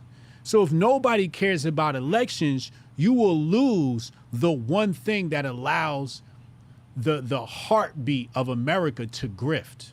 The heartbeat of America, her pulse is on a 4-year pulse. And every 4 years, this grift boils up. And if people lose trust in that, the heart of America will stop beating for a lot of people, specifically for the government, Democrats and Republicans, because there are many statistics out there that'll show you, here's what Obama was worth before he became president. Here's what he's worth now. Here's such and such, what they were worth before. Here's what they're worth now. I want people to go do the same research on the people who ran for president and tell me what did that do for their net worth. Just the people who ran. Give me the, you know, the primaries picks. Give me the primary picks and let's look at it. For example, let's look at somebody like Tulsi Gabbard. Tulsi Gabbard's got a nice cushy job at a network right now. I'm sure her net worth went up. The next one I'm predicting that post-election is going to have a huge jump in his net worth numbers is Robert Ramaswamy. I believe definitively that he will have an astronomical rise in his net worth. But that's what it comes down to. They got to protect the election integrity. You think so? Yes. Because see, I see it as the exact opposite. I see it as they've been running drag to try and undermine. Well. First of all, let's define they, right? When I say they, well, when you say they, you're talking about the upper power structure. When I say they, in this instance, I'm referring to House Republicans and Democrats, Senate Republicans and Senate Democrats. They, that under that next rung, you know, all these guys are puppets. So that puppet class is like, yo, I got to keep this grift going. I could see that. It strikes me as counterintuitive when, like I said, even on that level, they have been running game out there talking about elections have been fucked up since the hanging chads, bro. Since the hanging chads. But that's only specific Republicans, not all of them. The majority of Republicans don't say shit. That's why they be calling these people rhinos. Like the rhinos don't really say shit unless it's like immediately beneficial, but they don't actively campaign on this shit. They'll mention it, they'll say something, but they don't actively campaign on it like Carrie Lake or something like that. MTG. They don't as it pertains to their party. They do it as it pertains to the other party. So it's like you got the Democrats who were all saying that the George W. Bush election was rigged. You know what I mean? That there was some faulty shit going on in his first election. Yeah. Right? Then when Obama comes, the Republicans do it, but they do it under the guise of, well, this dude's not even a citizen. How is he getting elected? You see what I'm saying? Yeah. So it takes away at the armor of election integrity, and they've been doing it for the past 20-something years. When Trump gets in, you got that 10-minute video that's going around on motherfucking Twitter right now talking about, oh, look at when the Democrats were saying elections were rigged and he's an illegitimate president. Right. Fast forward 4 years, and it goes on with Biden. So we're talking about a good 20 plus years of chipping away at the armor of election integrity, albeit not. But that was a slick insert, right? So who did they blame the interference in the last elections on? They didn't blame it as domestic. They said it was Russia. And what are we involved in now? A Russian war. So that was all, like, Trump was like inconsequential in comparison to who they wanted to demonize as the bad guy. So they made Putin the bad guy using Trump. That was about Putin. That wasn't even about Trump or the elections. Yeah, each one of those instances was a boogeyman attached to it. Look at Obama. He's not a citizen. Well, that kind of links into the whole fucking border crisis and some more shit. It's just, it's like...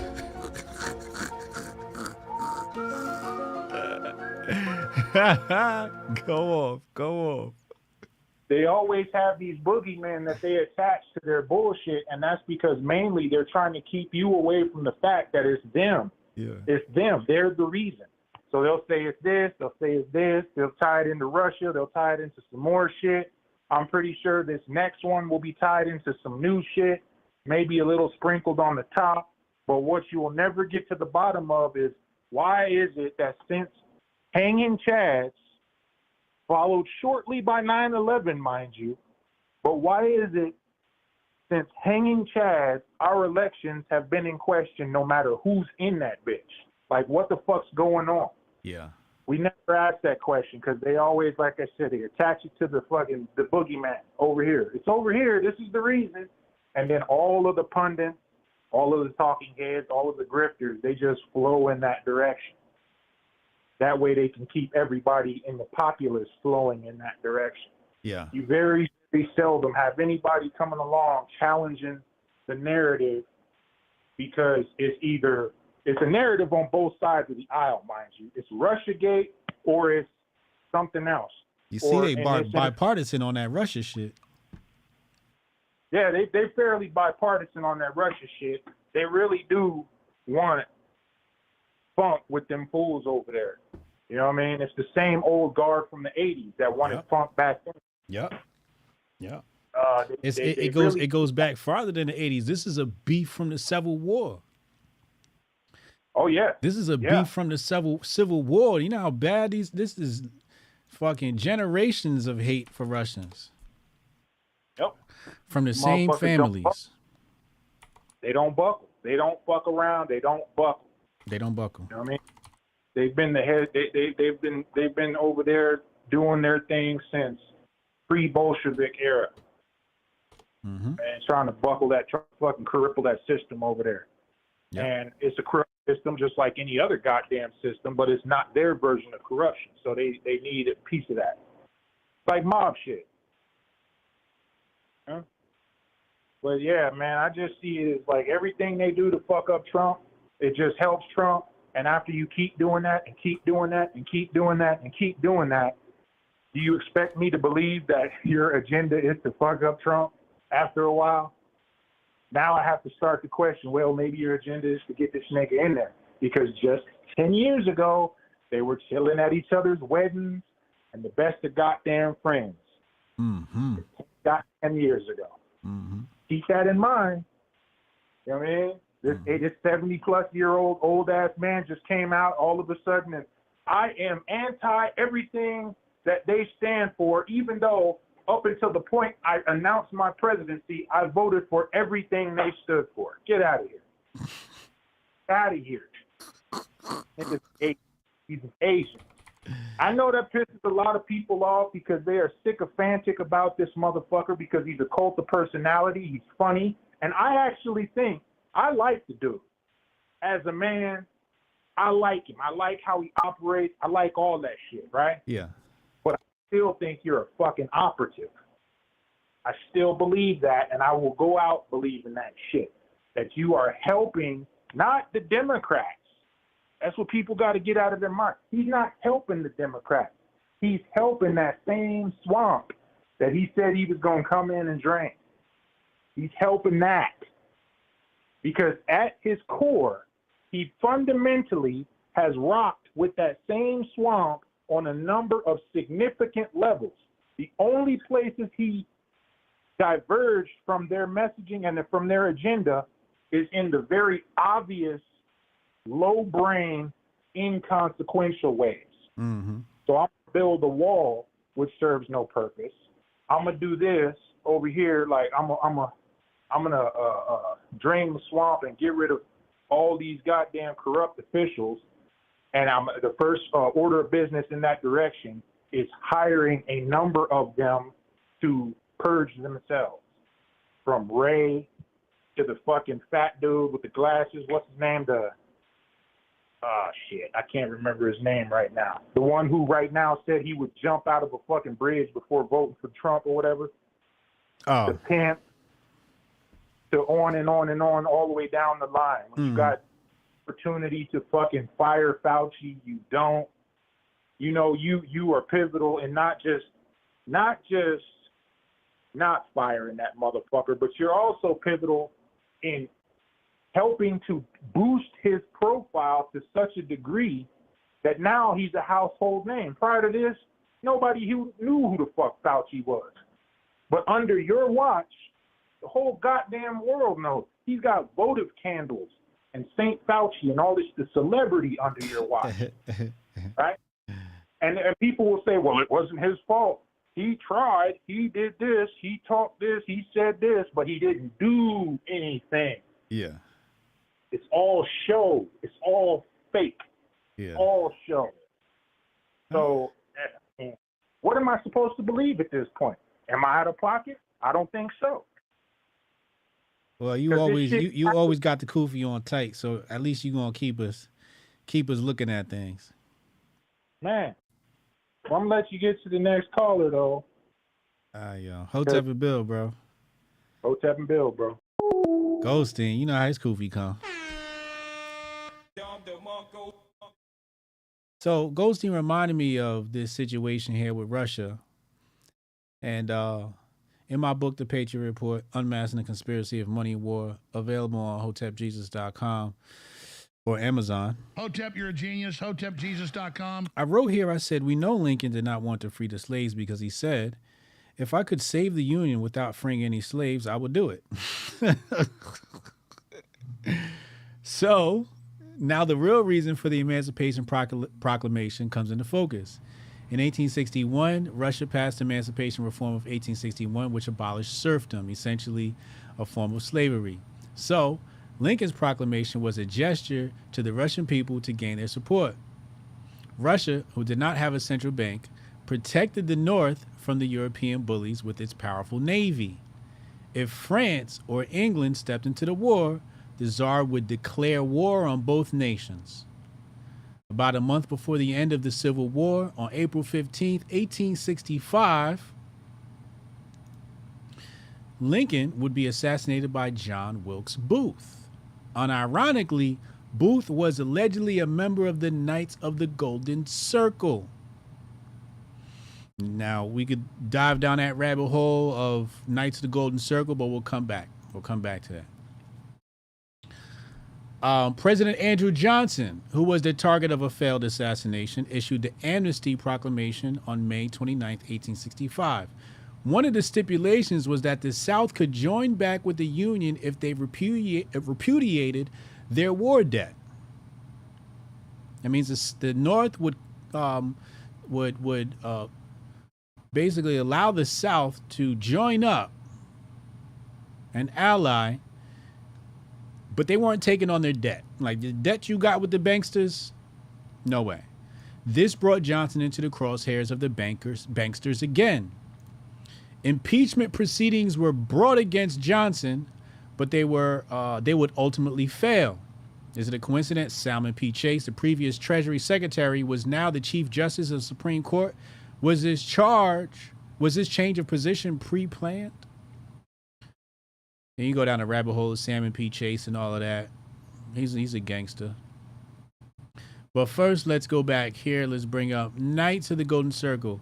Now, you cannot really begin to understand American history until you at least take a look at the Knights of the Golden Circle. Okay. Sometimes I go to Google for sources, and then it's like, wait, hold on, I am the source. Hotep, you're a genius. HotepJesus.com. So let's go back, and you'll see here Knights of the Golden Circle. We'll go to Wikipedia. See what Wiki says. So Wiki says Knights of the Golden Circle, secret society founded in 1854 by a guy named by the name of Bickley. Okay. It was created in a new country known as the Golden Circle, where slavery would be legal. The country would have been centered in Havana and would have consisted of the southern United States and a golden circle of territories in Mexico, which was to be divided into 25 new slave states: Central America, northern parts of South America, Cuba, Haiti, Dominican Republic, and most other islands in the Caribbean, about 2,400 miles in diameter. So they wanted to create this country, this new country of slavery. Now, we're going to skip all over all of that and go to some of its members. Who was a member? Okay, here we go. Alleged members. We're going to get here John Wilkes Booth, right? You're going to get Albert Pike, okay? And then another name that you all know is Jesse James. Jesse James was also a member of the Knights of the Golden Circle. The question is, will there be a mention? Now, if you notice, I just did a search on Jesse James' page to show was he a knight of the Golden Circle, and it's not on his page. But if you go to Knights of Golden Circles, they'll refer you to his page. So it's not backward compatible in this instance. Okay. Jesse James, as you guys know, American outlaw, bank and train robber, guerrilla and leader of the James Younger gang, raised in Little Dixie, Missouri. Southerner. Him and his brother Frank James, pro-Confederate guerrillas known as the Bushwhackers, operated in Missouri and Kansas during the American Civil War. Okay, so you guys know about Jesse James and his whole story. Okay, all right. So that's the Knights of the Golden Circle. So, it's a lot of history in Knights of the Golden Circle. I don't want to go into it in depth too much now, mostly because there's too many gaps in my memory. I'd have to go back and refresh my my notes because I don't want to say something wrong and tell you guys, give you the wrong information. I'd rather make sure everything I say is right. So the phone lines are open. Do we got any text messages today to get in? All right, Jonah, go ahead, man. Call in. Who else? Rudy, go ahead. Call. Rudy, you good? And then we'll get to the callers after that. If you want to get in on the phone lines, text message, text me 202-596-5631. Text me at that number with Hotep and then your name. Type Hotep and then your name, and that'll get you on the list. All right. But yeah, they're just a little, I can't leave. I let you leave one of my streams without feeding you, some good pieces of information, some good history. I'm a connoisseur of history. I'm not an expert. I'm just a connoisseur. Call from Jonah. Yeah. What up, baby? Nada. So let's start with Justine Castro. Who? Justine Castro. Okay. So his wife actually got smashed out by Idris Elba, right? Who is this woman, right? first of all? I don't know, some fucking whore like his mother. Oh my God. All right, go ahead. If you look it up, Idris Elba and her, whatever, started COVID. They had to share a hotel room and they both ended up getting COVID together. Yeah. So, yeah, he smashed her out anyways. But that's all in line because his mother is a whore that left him, abandoned him, and went to New York City to live at Studio 54 and hung out with Geraldo and all these billionaires at Studio 54. Okay. So so that's kind of with him. Now the funny thing is though too, he has I think he has 4 ethics violations and 3 convictions on those. Who? You know what an ethics violation? Yeah. Who has what? He has 4 ethics violations. Who? Trudeau does. Castro. Oh, Trudeau. Oh, that's your president. That's right. And he has like 3 convictions on him. Do you know what the penalty is? What's the penalty? The maximum is like $500 fine on the conviction in Canada. Yeah. Canada's a joke, bro. Yeah. And if you look at him and his father, like, or the one that's allegedly his father, they've had 40% of our existence has been under their rule. Wow. Because we only started a country in 1867, right? That's totally not pre-planned. Now let's go ahead. You know, I just sent you some shit, DMs or whatever, but it's people need to realize they're intentionally balkanizing the Americas, and I even sent you one from 1995 in the Washington Post. They were always talking about back then, but then they put the same game plan on back burner. They put what game plan back on the back burner? Balkanization. Okay. Destroying America to separate countries. So anyone who's like pushing this national divorce, yeah, you're playing the game plan of the Council on Foreign Relations and all of them. Yeah.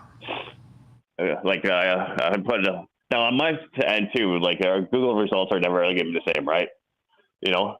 But on my end, anytime I do a Google search on balkanization of USA or USA balkanization, the first thing that comes up is the Coast Guard PDF.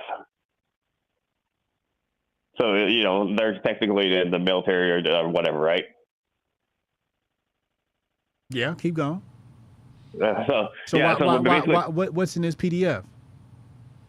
Well, it's the first thing that comes up. I haven't looked at it in a couple months or whatever, but basically they basically talk about the ways that the USA is going to balkanize and kind of like get their staff on board in case it does happen. So that's another one. But go ahead. Now I got you. What else you got? Yeah. Like I say, there's a Washington Post there. It goes back to like 1995. Now, if you look up balkanization of USA and all that, it also comes up with a bunch of stuff about balkanization of the internet. Mm-hmm. So this is all part of the plan to destroy, break up America into like 2 different. And then, you know, they already have the European Union. That document I showed you last week, they have the African Union they're working on now. Mm-hmm. And then they have the Asian left to build, right? Mm-hmm. So that's all set up. But, man, anyone who, like, as far as the election go, right? You go back to 2016, DHS got caught trying to hack into the Georgia servers. So then January 6, 2017, Jay Johnson decided to make elections infrastructure as critical infrastructure. So the director of DHS took your your elections and put them under federal supervision, right? That was DHS. So now DHS has full control of the machines. That's how Biden got in with 81 million votes. And all the stuff that happened in Niger right now. You said what? All that stuff that happened in Niger right now. Yeah. Niger. Yeah, that's because you know Charlie Indigo was over there running the elections on the same machines that you guys use in the USA. I knew it was coming. I knew it was coming. I knew it. I knew it was coming. Okay, well, why is Blinken saying that they have to reinstate the guy that really just won the elections that they they oversaw or whatever, right? Mm-hmm. Yeah, so you know, you guys were over there, like not you guys, but you know, Charlie, who actually works for like the East India Trading Company, you know. Mm-hmm. And they were over there. They did interfered, and then they got run out. Yeah. You know, there's been seven coups in Africa under Biden's watch. All going to show. 7 coups under Biden's watch in Africa. Yeah. Wow. Yeah, and China's taking them all. So and China's taking them all. Yeah. So yeah, definitely worth looking into because you know I think with this whole Ukraine, that's not gonna. When they all just pop off, it's gonna pop off in the Mediterranean, like Libya and all that, right? Mm-hmm. So that'll be the Mediterranean. It'll be China, China and Russia and the USA. Mm-hmm. And then I think like one thing we have to worry about with that is if they start beta testing the droids, then we're fucked. Yeah. Well, they got them in New York right now, so. No, but if they're beta testing them in the field, right? Because that's what they're doing in Ukraine right now. Is they're beta testing all the 5G, right? That's my opinion. I can't prove it, but they got beta testing on 5G in China. Now they need to do it a little bit more with the flights and the air control or air traffic, whatever, right? So that's what they're doing right now in Ukraine, if you ask me. Because who's giving Russia all the chips to continue? Oh yes, that's what I was going to say. But who's giving Russia all the chips to continue making all these things, right? Yeah. So then, anyways, so what I was going to say is now you look at so you guys are supposed to be building an Intel chips in Ohio, right? Yeah. Well, I did send you the thing yesterday too, where they decided to build a chip manufactured in China. Yeah. So, do you think that China's going to be built faster than the USA, or what? Obviously. Yeah. So, I mean, even then, like they were always supposed to get Taiwan anyway. Yo, the ladies in the chat is asking if you're single. Yeah, of course. Of course. No, that's a personal choice, though. Why? Oh, I was abused by my mother every day, and I just don't, if I'm going to be with a woman, she better actually meet everything. You know what I mean? You picky. Yeah. What the fuck? I like it. Hey, let me get to these callers, Jonah.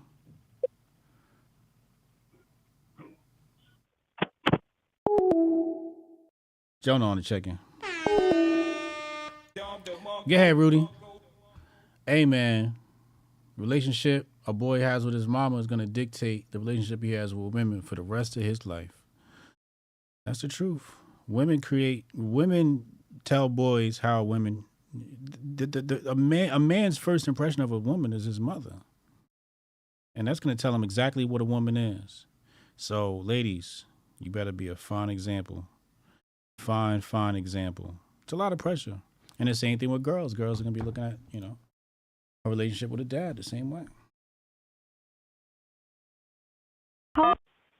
Rudy! What up, HJ? What up, brother? What up, bro? All right, look, I like Goldstein's 30,000 foot view, man. I'm flying at a different level, man. I'm at like 25,000 feet. I see things a little differently, man. Okay. Everybody sees shit differently from fucking Goldstein. Yeah, like you said, man, you got to keep a guy like that on your team because, man, he'll give you a goofy perspective that you might not even you'd be like, damn, man. Like sometimes when he drops knowledge, it's like, oh shit, I didn't even think about it from that perspective. But I'm on some other shit because I know in 2018, 2019, I made a shitload of money under Donald Trump, man. A blue collar guy like me made a shitload of money under Donald Trump, right? And then Biden gets in, and now I'm fucking struggling to pay every fucking bill, dude. Yeah. So it's like, I don't think Trump is the end all be all to the fucking corruption in the government, but he definitely has a different angle for this country that they don't want instituted, man. Wow. They don't want instituted. And they bought that son of a bitch. You know what I'm saying? The Republicans fought him at every step. You only got like 20 or 30 of them in the Freedom Caucus that are even on his side and all this bullshit. Because they could end this instantly by just take away the money from the DOJ. Be like, we're going to stop funding it till you stop this political assassination. And and you're 100% wrong, brother. He's going to get nailed with every one of those fucking things that came down yesterday because it's the first one. Everything in New York's going to stick. Everything in D.C. is going to stick. The whole 37 plus the 2 they bought out last week in Florida, none of that will stick. And then whatever drops in Atlanta is going to stick because they got friendly fucking courts with friendly fucking jury pools, and they're going to fucking stick them. Right or wrong, they're going to stick them. Just like Jack Smith, the prosecutor stuck Bob McDonald in Virginia, stuck him hard, and it took Bob McDonald 6 years to finally get up to the Supreme Court. Every federal court on the way up on the Eastern District of Virginia upheld it, and then when it hit fucking the Supreme Court, it was a 9-0 decision that this was a bullshit fucking prosecution, but you already destroyed Bob McDonald's fucking life. You destroyed his political career. You destroyed any chances of him getting a job. You painted him as corrupt when he really fucking wasn't. Mm-hmm. And it's the same fucking thing that's going to happen now, dude. So, yeah, you're going to get plastered. He's going to get plastered in D.C. He's going to get plastered in Atlanta. He's going to get plastered in New York. And maybe after 5-6 years, it climbs up the chain and they get a fucking, gets to the Supreme Court. And who knows who's sitting on it by then. You know what I mean? Because the left controls every fucking thing. The communists control every fucking thing. So who knows by the time it gets there, man. But I don't think that he's the savior or anything, but I think he had a different vision for this country, man. Like, these Democrats, it's class war. It's class war from the gate, man. They don't want a middle class, man. They want poor and rich. And that's it, dude. No in between, man.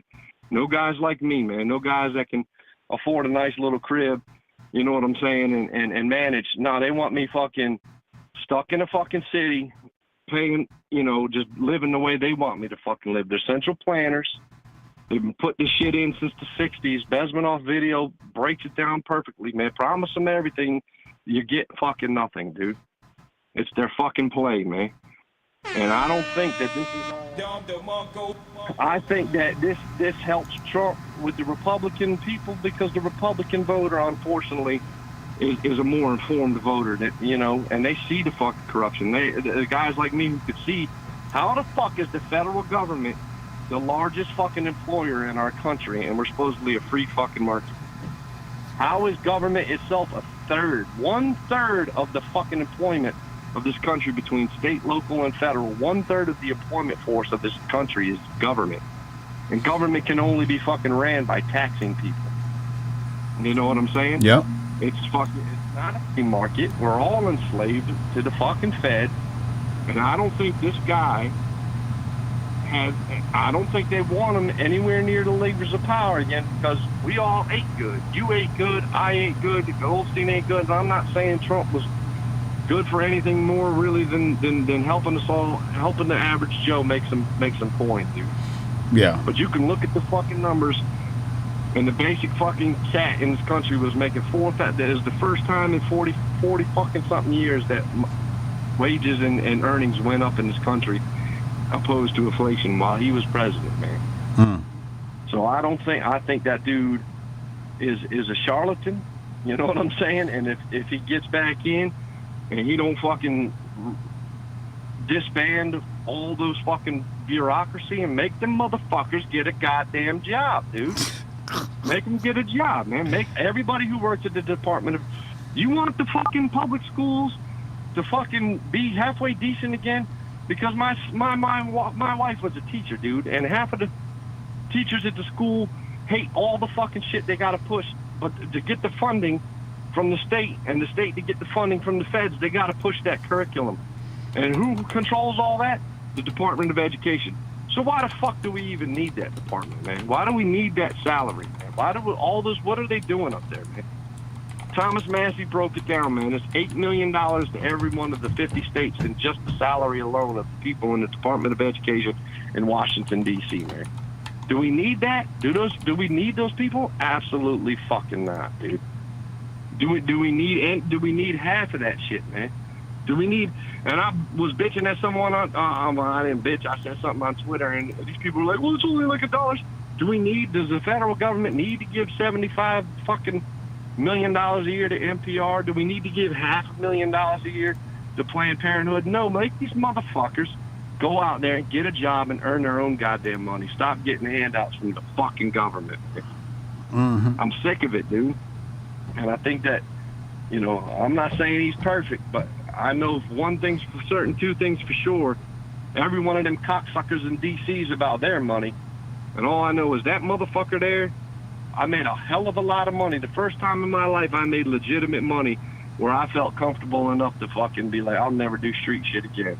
And here we are now, 3 years down the fucking road, man, and I'm already thinking about getting gully, man, because working fucking 12-hour shifts 6 days a fucking week just to scratch by ain't my fucking fantasy of living a good life, man. Ain't that the truth? And under the last guy, dude, we were all getting bread, man. Everybody was getting bread. Yeah, did he spend a little bit too much? Yeah, I mean, like he said, he promoted Fauci. Dude, they fucking media turned on that man from day fucking one. They had half the fucking country thinking Russians hacked into the system and flipped votes, man. Mm-hmm. The surveys are out there. If the media had half, if he'd have fired fucking Dr. Fauci, dude, in the midst of that shit, even though, and let's not, I mean, Goldstein is right, man, like he bought Fauci back, but let's not act like Fauci wasn't famous in the 80s for the shit he pulled on with the AIDS virus, man. Yeah. He didn't have that bad name in the fucking 80s, man. Yeah. That dude's been fucking a scumbag for fucking 40 fucking years, dude. But if Trump would have fired that dude in the middle of that, can you imagine? Because the media is the one. Donald Trump, I mean, the Republicans and the fucking smart people in this fucking country, the smart independents would have been, it would have been fired. But dude, you gotta, I mean, Rudy, you care too much, yo. I gotta be honest with you. You care too much. I don't care too much. I don't care too much, bro. I do what I gotta do to get by, man. And if it all comes collapsing down, I'm going in the woods with rifles, and I'm a fucking last, man. 'Cause that's what kind of motherfucker I am, dude. But hey, I'm just save me a saying, seat next to the fire, man. Dude, I got you, and I'll hand you a fucking smooth ass. I will hand you a fucking something that you would be like, God damn, we can't have these in Jersey. I got a SOCOM M1 with a fucking night ACOG and a fucking 25-round magazine waiting on you, homeboy. Oh man! Whenever you're fucking ready, dude. See, now you're talking about language. See, now I'm having fun. You can have the SOCOM, dude. I'll let you rock the SOCOM, dude. With the SOCOM? You know, I got a SOCOM M1 with a fucking night vision ACOG on it, 25-round magazine, and a fucking. What does that shoot? 308, dude. 7.62 by 51. I mean, you could knock something down at about. You're good from anywhere from. You got that with the 25-round mag? No, you can't. You can't put 25 rounds with a 7.62 by 51. It's too heavy, man. It just doesn't work. I was about to say, but you said the M1 SOCOM, right? Yeah, the SOCOM M1, man. What's the SOCOM M1? What's the magazine on that one like? What's the cartridge like? 20 rounds. You said what? 20 rounds. 20 rounds? All right. 20. Yeah, you got 20 in there. All right. You got 20 in there, but the thing is, the best thing about it is the ACOG scope with the night vision, dog. With the night vision. You know what I'm saying? Yeah, I need click a button on the side and fucking lay down there in the field in the middle of the night and watch shit run around, dude. It's fucking phenomenal. Yeah. It's phenomenal, dude. And, you know, you got to own the night. This reminds me of. This is a rifle that is like the 30-08, the old school 30-08. No, but it's more modern than that, man. It's more well, I mean, it's more modern, of course, but I'm saying this seems like... It's the M14, dude. You remember the M14 from the Vietnam era? Yes. The Marines still use the M14 for it's like a Marine M14 sniper rifle, dude. It's just... Yeah. It's called the M1. It's called the M1. It's a SOCOM now. It's called an M1. I'm looking at this on the screen right now. Yeah. Let me see. Put it up there. Let me see what you got up there. It's up there. I can't. Hold on. I gotta blow this up. I gotta close out the chat and blow it up. Yeah, I can't see a picture. All I see is words. I see the 30-08. I don't see the one. You said it's your shoot what? Yeah, there you go, right there. That's them. That's them. That's them. That's the M1 right there, boo. Yeah, I mean, you can get it in different calibers. You can go 7.62 by 39. You can get it in the AK caliber. I see the 7.62 here. Yeah, you can go down to the AK caliber and then. And what you put in your it? Magazine. Mine's 7.62 by 51, 308s, man. I got 308s. The 308s, right? Well, that's what I was saying. This reminds me of a 308. Yeah, it is, man. You can get them, like I said, anywhere from 500 to 1,000 if you're good enough. Man, you can knock them down, dude. You can, in Jamaica, I think they call it a 30-yard 8. That's why I call it that. So you call it a 308. You're talking about a 30. You're talking about a 30-06. That's just a little bit different round, man. That's a little bit different round. Okay. But anyway, man, I don't care, man. I don't care. You know, I'm not gonna let this fucking people run my life, man. I'm gonna live my fucking life as long as I can live my fucking. Yeah. But I'm just saying, do I care about the condition of our country? Do I care about the American people? Do I care about Goldstein? Do I care about Natasha? Do I care about protocol? Do I care about Strong Dad, my brothers, my sisters, my nieces, my nephews? Yeah, I don't want to see this dystopian future come to fruition, dog. Mm-hmm. Not one bit. But I'm not going to stop it. I'm not going to let it eat me up in my day-to-day, man. I'm not going to let it eat me up in my day-to-day. But when we're going to have conversations, I mean, that's just my 2 cents, man. You know what I'm saying? Mm-hmm. I'm definitely never going to let it stop the hustle and grind. But I'm just saying, from my 30,000-foot view, is just slightly different than yours and Goldstein's, man. I don't think. I feel that. I appreciate that. I don't think he's the fucking end-all, be-all, and the savior to the fucking problems. Yeah. All I know is I think he had a different vision for this country. Yeah. And the vision that he had for the country, like let everybody eat, I don't think that the Democrats and the bankers and the fucking communists have that fucking vision for the country. Yeah. But let me get some calls in here, man. I love you, brother. Hotep and Bill, man. Everybody in the chat, one love, man. All right, Hotep and Bill, bro. Yeah, when y'all start repeating yourself, then it's just time to I got to let y'all go. Shout out to Rudy. Taylor Madden. Hotep Taylor, go ahead, get a piece of this ass. Pause. Come get some of this ass. Pause.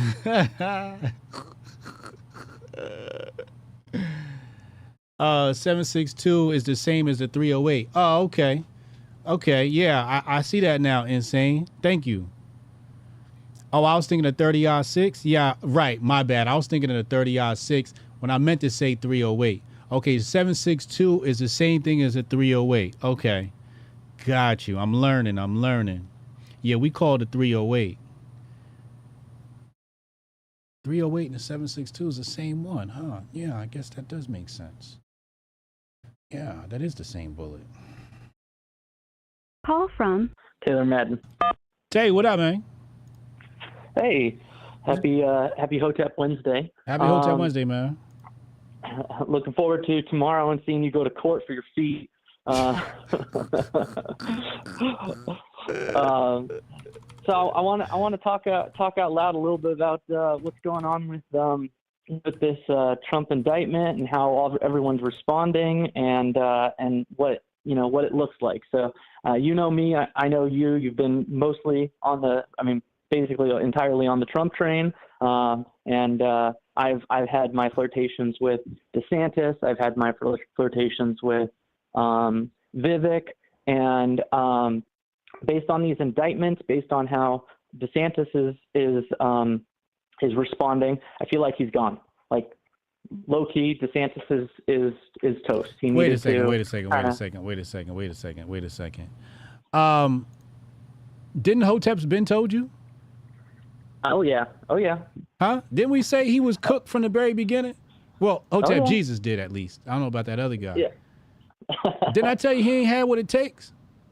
Yeah, you're not wrong. I was basing it all around a lot of it around the fact that a lot of my Democratic friends and family just can't stomach Trump and are also starting to hate Biden. And I thought that this was a guy that could rally that. And it seems like he's losing on all ends. He's not. He's getting the smear campaigns that are making those people rethink their thoughts on that, because most people that are in the Democratic line don't inherently have a strong position on don't know what's going on, don't inherently have a strong position. Mm-hmm. And so they get their talking points from the media, and then they're all of a sudden, okay, we can hate DeSantis now. All right, let's hate him. They've already, he's pissed off the Trump people. He's pissed off a lot of conservatives. He hasn't had any real teeth in this fight, any balls, yet he's at the same time pissed off people. Hey, if you're going to piss off people, at least have some teeth in the fight. At least say things off the cuff. But I'm looking at Vivek, and I'm thinking this guy is I know that you have some issues with him. I know Sonny has some issues. I can't fully articulate what those are. Here we go. I don't really know what those. Here we go. What you got to say about Robert Salami, man? Come on, hit me with it. Pause. Well, the way that he came out and is defending Trump, the way that he's coming out to discuss Trump, the way that he's playing the same very similar Trump game without the insults is not insulting Trump, because you can't hit Trump. You just have to defend yourself from Trump hitting you. That's the way DeSantis should have played it. Like, he should have always said, "Oh, Trump's my guy. He's the best, but here's my take." And that's what Vivek's doing. He also is something on my biggest priority, which Trump did a great job of doing but not explaining, which is the cultural Marxism, whether it's CRT, whether it's gender theory, whether it's in general. I mean, the easiest way to say it is continual Marxism. That's one of his big takes. His big books were based around that. And if he can get that onto the platform, even if he loses, if he can get that onto the platform where everyone's talking about that, he can get Trump to, articulate himself better on that statement. I mean, I think that's just a win for the culture. But I just kind of want to know what your thoughts were on how he's been doing and how Trump's been doing, and where you think DeSantis is. Is he dead in the water, or if Trump gets completely removed from the election, who's coming up next? You got to remember, man, all this shit is about charisma. If you look at the majority of presidents that have become president, it's because they were charismatic.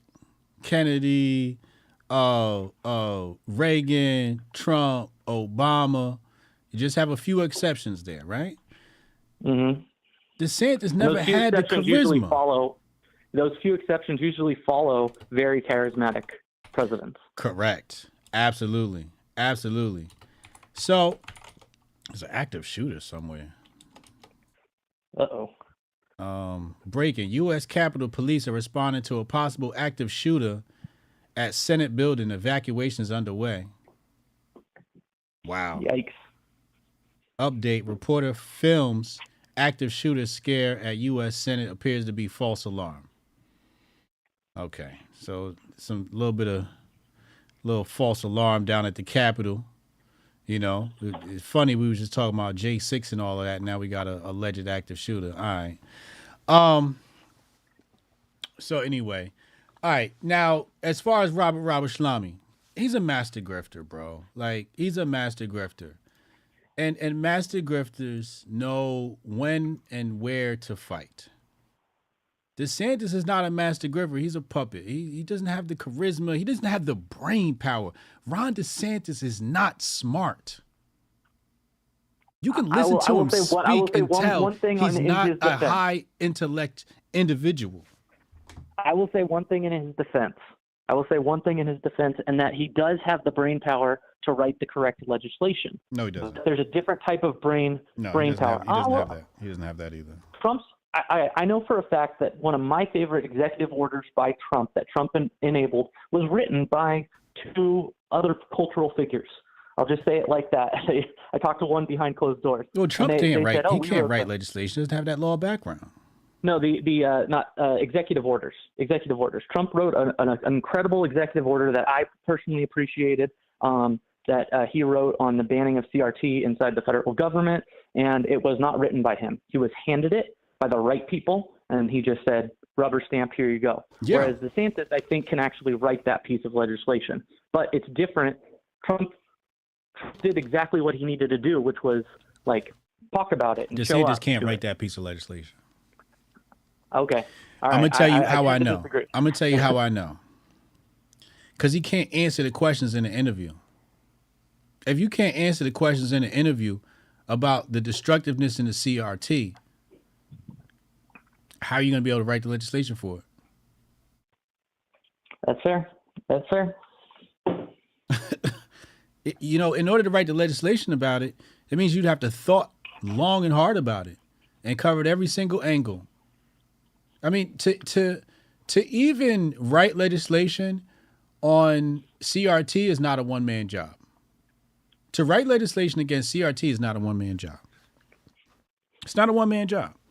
You know, to me, it sounds like a team. You might need some AI in there, and I haven't looked at Trump's executive order and the language in there, but I know it's not full and complete. Because CRT has so many tentacles under the critical theory umbrella. There's so many tentacles coming out of critical theory that through critical race theory, they're bringing in critical gender theory. So all they got to do is bring in, all right, you're going to ban critical race theory? Cool. Here's intersectionality. Teach that. And it's the same shit. New name. Yep. Emotional learning or whatever. What's that one? Yeah, they have they'll change the name. Totally get it. Yeah. So you got to cover the ideology and not so much the names. Mm-hmm. Like, here's what's not allowed in school, right? We're not talking about any kind of sex until the age of such and such, right? We're not talking about race until such and such. You want to have a race conversation, that's a high school course. And that's something that, to be honest, DeSantis has done a great job of implementing and has done a horrible job of defending. He got slacked, hammered by the left and then the right for his slavery thing. And he's like, I didn't write it. I didn't do this, blah, blah, blah. And it turns out the guys that are writing it are these great historic black scholars. He can't defend it. That's a whole different thing. And that's the stuff that everyone, there's two different games being played. One is putting in the right policy and one is cheerleading for the policy when it comes up. And that was the other argument I was going to make in regards to him writing legislation. I'm like, he can't even write the current legislation for Florida. We covered that last week, the black lady that was out there writing that shit, you know? So yep. It's like, I don't know. I don't see him as a brilliant individual. I respect him for the amount of success he's had, but to me, he's not like, he's not quick and on his feet. He's not, he just seemed very clumsy in his speech. He seemed like he was chasing trends, like, oh, this is trendy online. All right, say this. And people are telling him, say this, say that. But you know what it's like when people tell you, say this, say that, and you don't actually understand what you're saying. Those are two completely different things, So, but you're right. He did get smacked by both the left and the right. And I thought it was a layup. All you had to do is say, hey, and that's why I say it comes back to writing legislation. All you had to do is say, hey, listen, you want to talk about race? No problem. We're going to introduce Thomas Sowell and Walter Williams into education because it seems like this stuff has been omitted. So we're going to introduce this, and we're going to talk about the black Republicans of the early days. I think it's 1871 or whatever the fuck it was, right? Let's talk about the black Republicans. And then the left wouldn't have been like, all right, let's not talk about, they would have ignored him. They're like, let's not, because they don't want people finding that type of information. So he would have got ignored by the left, and the right would have cheered. How his teammate come up with that? That's easy. But all things considered, I think I agree with you. He's out. He's done. He's toast. Yeah. He came out as strong as he possibly could. He probably should have announced earlier. He probably should have made a whole bunch of different plays. But when someone plays bad, it's almost kind of a good riddance because we need the strongest contender in the ring. Because all things considered, I need Biden out. I want Trump in because I remember what my wallets felt like when Trump was in, but I know what my wallets feel like when Biden's in, and it was our polar opposites. I'll take the middle ground, but I really want Trump. But Facts. I just need Biden out. Facts. My pockets need Trump, bro. Yeah. My pockets need Biden out of office. I'm about to tweet that right now. Play the tweet steal, because I said it. You definitely got robbed. Yeah. All right, for sure. Well, so you think Vivek stands a chance, or no. No. Is it just Vivek Trump is or grifting? He's grifting. What if he the doesn't give a damn about literally- these elections. I totally understand, but what if the Democrats successfully get Trump off the ballot? You said if they successfully get Trump off the ballot? Off the ballot. Who comes next? Is it Vivek? Or do we have someone that was a Trump surrogate that gets to run now? No, we're gonna have to fall back on Pence. You think so? That's what I would pick. Behind all these guys, I'm going with Pence. Okay, all right. I mean, I don't think he has a chance. I don't think he has a he's got- chance. But if everybody was smart, that would be their next pick. It wouldn't be DeSantis. DeSantis is incapable of defeating the left. He made Trump look like a good guy. He made it so that black content creators are now saying like, "Yo, can we bring Trump back?" And who's this DeSantis guy? Like he's taking that entire spot, so he doesn't have a chance in hell, right? They're gonna use him as the Hitler. Who else? And then you got Robert Shlamy. We're not hiring an Indian to be president. I'm sorry. Hotep, you're a genius. I refuse that's a fair that. statement. I refuse to have our nation look like this. I know it sounds racist, and it is. But if anybody's going to be president, it's going to be the white or a black man. It's going to be a white or a black man. It's our country. The rest of you motherfuckers, you got to wait till I'm dead before you get a piece of my Oval Office. Pause. Is that racist? Is that crazy to say? I don't think inherently. I mean, it's if we look at U.S. history, there's a lot more talking about white and black than there is about anyone else. So, it's kind of like, to some degree, we're all a melting pot, but pause, wait your turn. Yeah. So let's look at the pushback from the chat. So the chat is saying Pence equals Ukraine. No, the United States government equals Ukraine. Okay, Ukraine is gonna get that money no matter who's president. And I can't wait for Trump to get elected and watch Trump send money to Ukraine.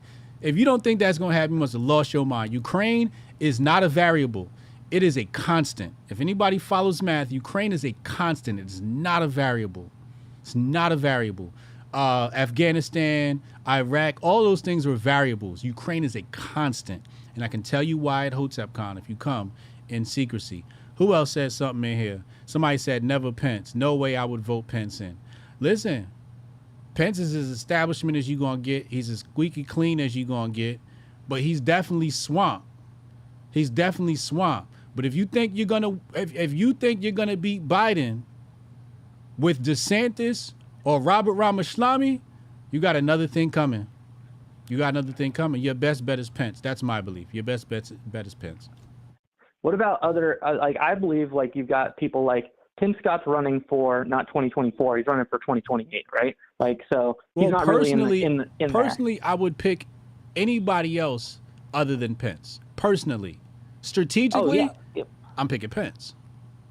Well, what about other Trump surrogates? Name them. I want to say, what was it? Nikki Haley is not running to be have a chance president. She's running. Yeah, but she's running to be a part of Trump's team. Okay. I mean, so if Trump's out of you can tell she's running, she's hitting DeSantis, she's avoiding Trump, she's you feel like there's already been a backfield. Somebody brought up RFK. No RFK for me. He's a climate change guy. I'm done with him. Yeah. I get RFK, but I will never have on my tombstone Taylor Madden once voted Democrat. I will have, left the Republican Party, but I will never have once voted Democrat. I don't think DeSantis could survive a debate against Pence. Pence gonna wash everybody in that debate. Pence is going to wash everybody in the debates. He killed Kamala Harris yet that in the VP debate, but yet obviously Biden still won. But he did a great job against Kamala in the one VP debate, the 2020. Pence is one of the sharpest individuals. Pence is the model white man. He's the model person of whiteness. I wouldn't say, you're American white man, because you're more like the American white man I like to see.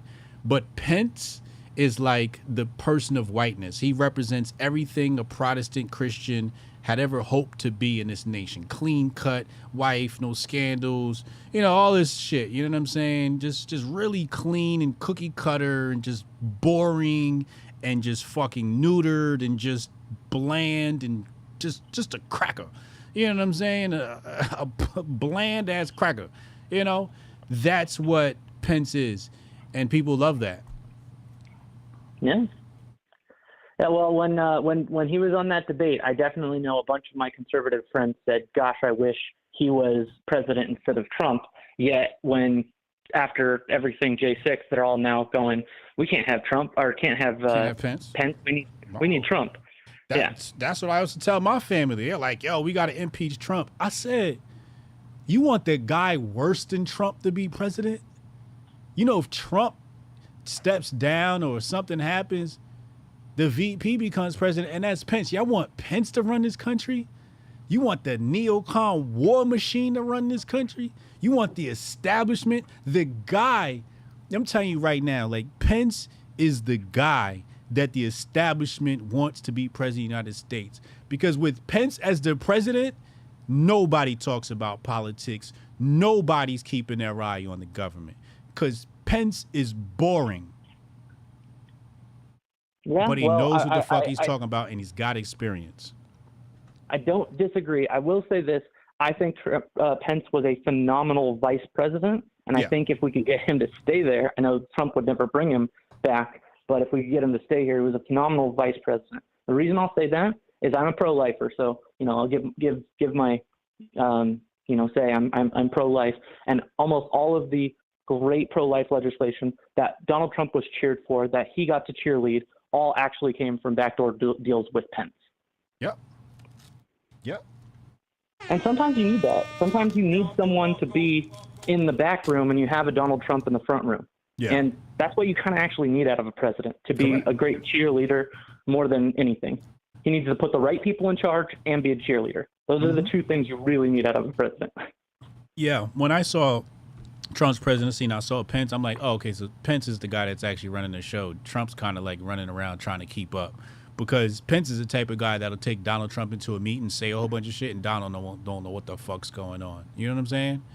Yeah, but Trump didn't let Pence get into the international relationships stage with him. That was all Trump. Correct. And Trump's people. Correct. But so it's like you. But you Trump can can't do someone, everything. Well, and exactly. Well, you keep I mean, I do video editing for you. You keep me in your lane. I don't give you your talking points, even though I disagree or agree, because as a leader, you put the right people in charge of their right lane. Yeah. And Trump put Pence in the right lane, but having Pence as a president, I don't actually know if he'd be in the right lane, because as a president, you're in all lanes. Yes, that's true. That's true. But it depends on president for who? President for the establishment? President for a conservative? President for who? The American people? Yep. The best president for American people is probably Hotep Jesus. Hotep, you're a genius. HotepJesus.com. But I'll never take that job. So, yeah, it's a very precarious situation to be leader of a nation. And I've studied, me, I'm a history connoisseur. I've studied so many leaders, so many leaders, beginning with Alexander the Great and how he comes to power, his strengths and his weaknesses. And when you look at leaders, my next project is Mao. But you look at all these leaders, oh man, you see the conundrum that is being a leader of a country. It's a really difficult job. It's a really difficult job. Absolutely. Well, I will let you get back to other callers or end your day. Yeah. But good chatting, and Hotep and Bill. Hotep and Bill. It's one of my handlers right there. All right, let's get Vader and Jules. Vader and Jules, y'all next up. And then I could get my mind and body prepared for practice with the boys. We doing double sessions now until the season starts. We were out there this morning. And, we were out there this morning. It's really dope. Really, really dope.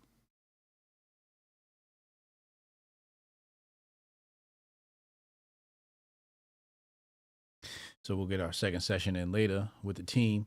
Darion Garia said, can we get a Tonight episode about things people can do who took the juice and regret it, can do to mitigate its effects? It might curb some of the potential hypochondria.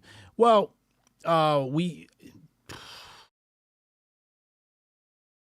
can't actually. I thought I knew which one it was, but I think it's our last COVID video with Tanai.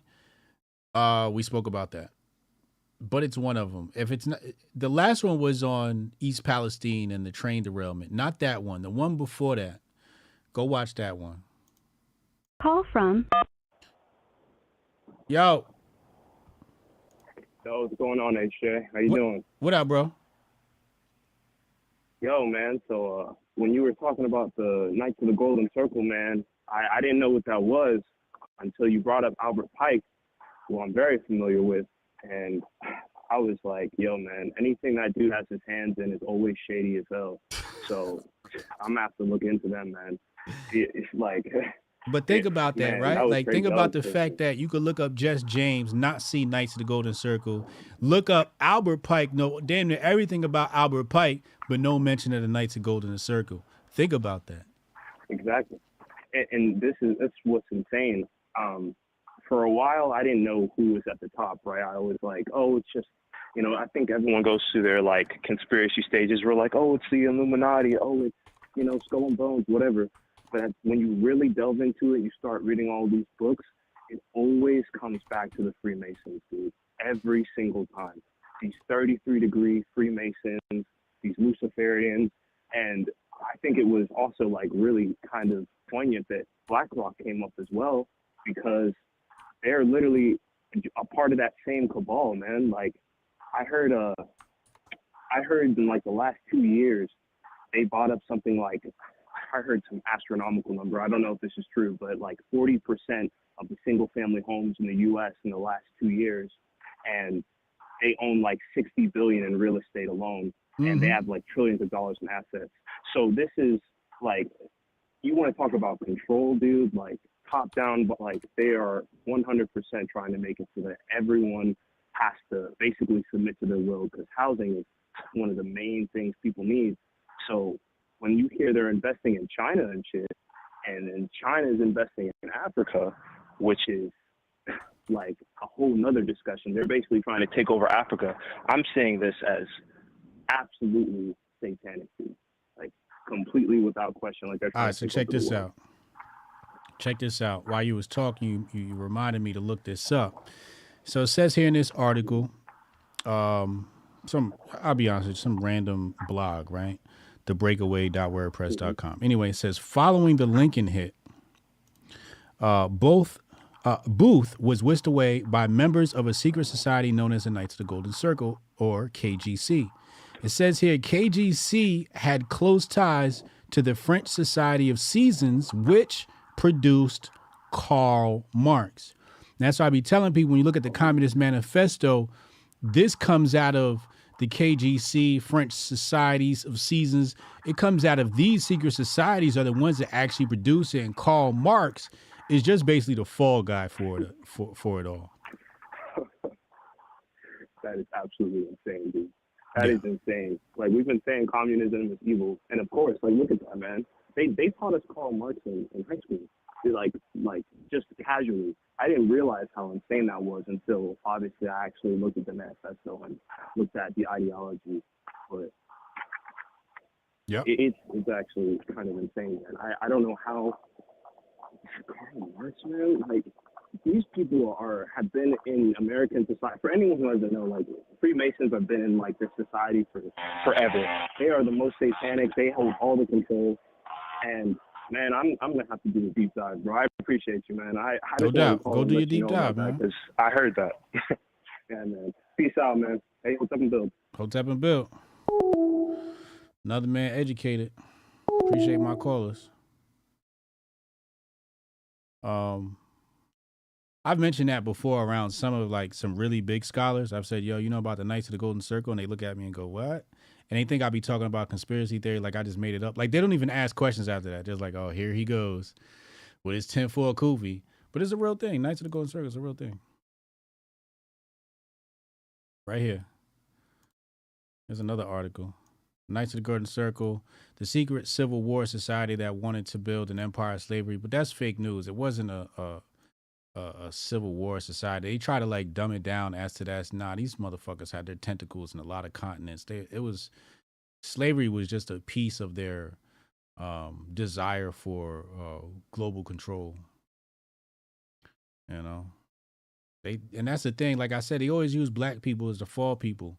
You know, they always try to make it like, oh, look, slavery, and this is the worst thing ever did, and black people. So we don't look at everything else the Knights of the Golden Circle had their hands in. You feel me? Jules, what up, bro? What's good, Hotel? What's good, baby? How you feeling? Man, I'm good, man. You still out here protecting the title? Got to, man. I'm on the job, baby. Hey, man, they got their darts aimed at it, bro.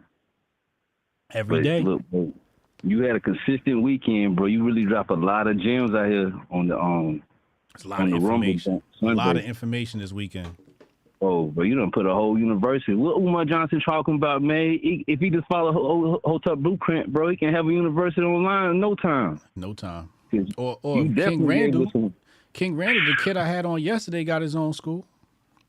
Bro, when I tell you, bro, you gave us some more factual insight to dig deep into. Like, you got people in rabbit holes right now, looking up all these ancient societies, and you know, you putting game on. But you know, I was really like looking at it too from when you was really mentioning about Fauci and the psyops that was played on us from bringing Magic Johnson with the HIV/AIDS, the name switch from one thing to another to who they did first put it back on to shut everything down with Donovan Mitchell over here in America. So it was a 1-2 punch that got us all looking at each other again, where it was one community that was the so-called target group that all of a sudden got put on an asymptomatic group to all of a sudden get tested. Mm-hmm. Now, how you gonna know the answers to a test that you ain't never studied for?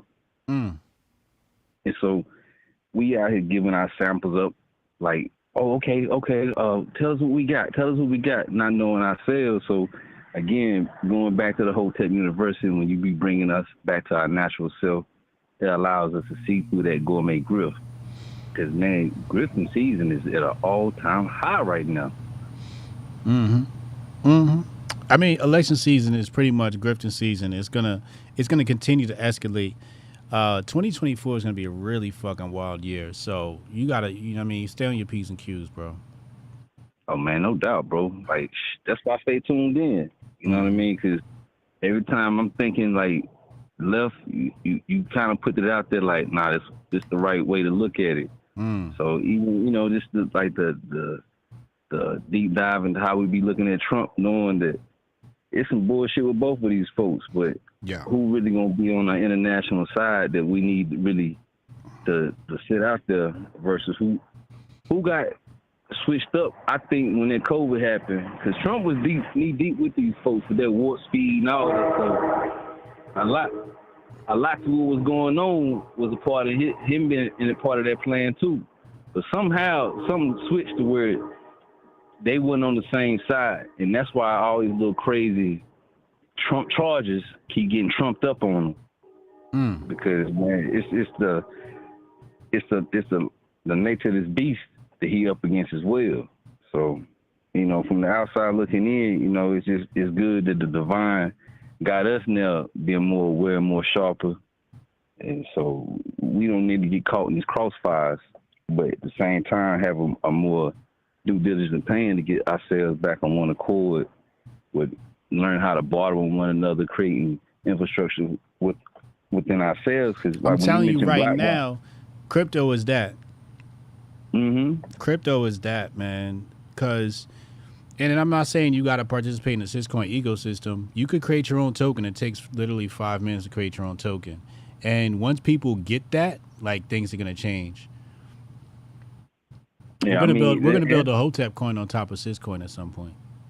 Yeah, it's like creating your own fiat in a way that relates to tangible goods or services.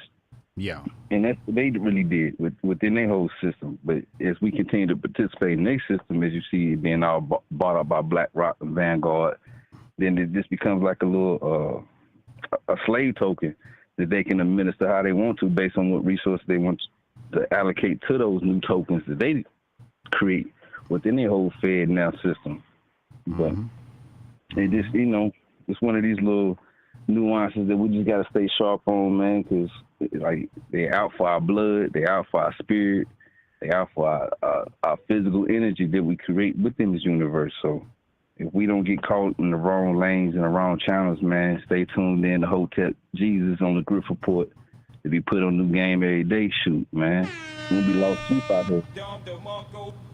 Appreciate you. Yeah, you already know, dog. I'm just checking in with How's you, man. Grandma? Let you know, man. Hey, man, she doing great, Mo. I just got back from the ATL, man. She went and played spades on me, man, so she out and about. Let's go. Hey, I let her hear that. She smiled like, look, man, you put a smile on like I couldn't even do, bro. Yeah. So she know the universe is like really, it's changing for our better, you know. That's what's up. When we talk about, you know, creating a new dynamic for our seeds to grow up and to bear new fruit, that's what's really on the attack. Yeah. Our future generations gonna flourish when they ain't got no matrix to participate in, because we just sent back and put our own input in. We was too fearful of the AI and letting them create new dynamics and take on all the resources before we took a little bit here and there and built our own. Yeah. So as long as we keep tapping into one another's pulse, you know what I'm saying, and let the divine take order, man, we're gonna be all right, man. We're gonna be all right. We're gonna be all right. I'm not worried. Hey, man, salute. 1,000 salutes, man, because these folks out here trying to take your title, bro, but I ain't gonna allow it. I ain't gonna allow it, bro. Don't let them. I ain't gonna allow it, man. I'm in the ring like they do with Rocky. Get in there, champ. That's what we do, man. That's what we do, bro, man. I'm just glad, man, that you know how to put this idea to media. Cause that's really all media is an assortment of ideas, man. And when you be getting all these different ideas to connect all these dots to send people back on their homework, bro, like I say, man, it's Hotep University for real. Salute. Yeah, we putting it together little by little. We get better every day, man. And man, you stepping in the right direction every time, bro. So man, just keep stepping. All right, yo, salute. All right, that's what it do, man. Till next time. All right, Hotep and Bill. All right, Hotep and Bill. Yo, I love Rocky. That's my movie. What was Get him, Rock? What was? Damn. Go ahead, Kev. We got Hotep Kev Invasion. Go ahead, Kev. What was I keep saying Doc like in Back to the Future.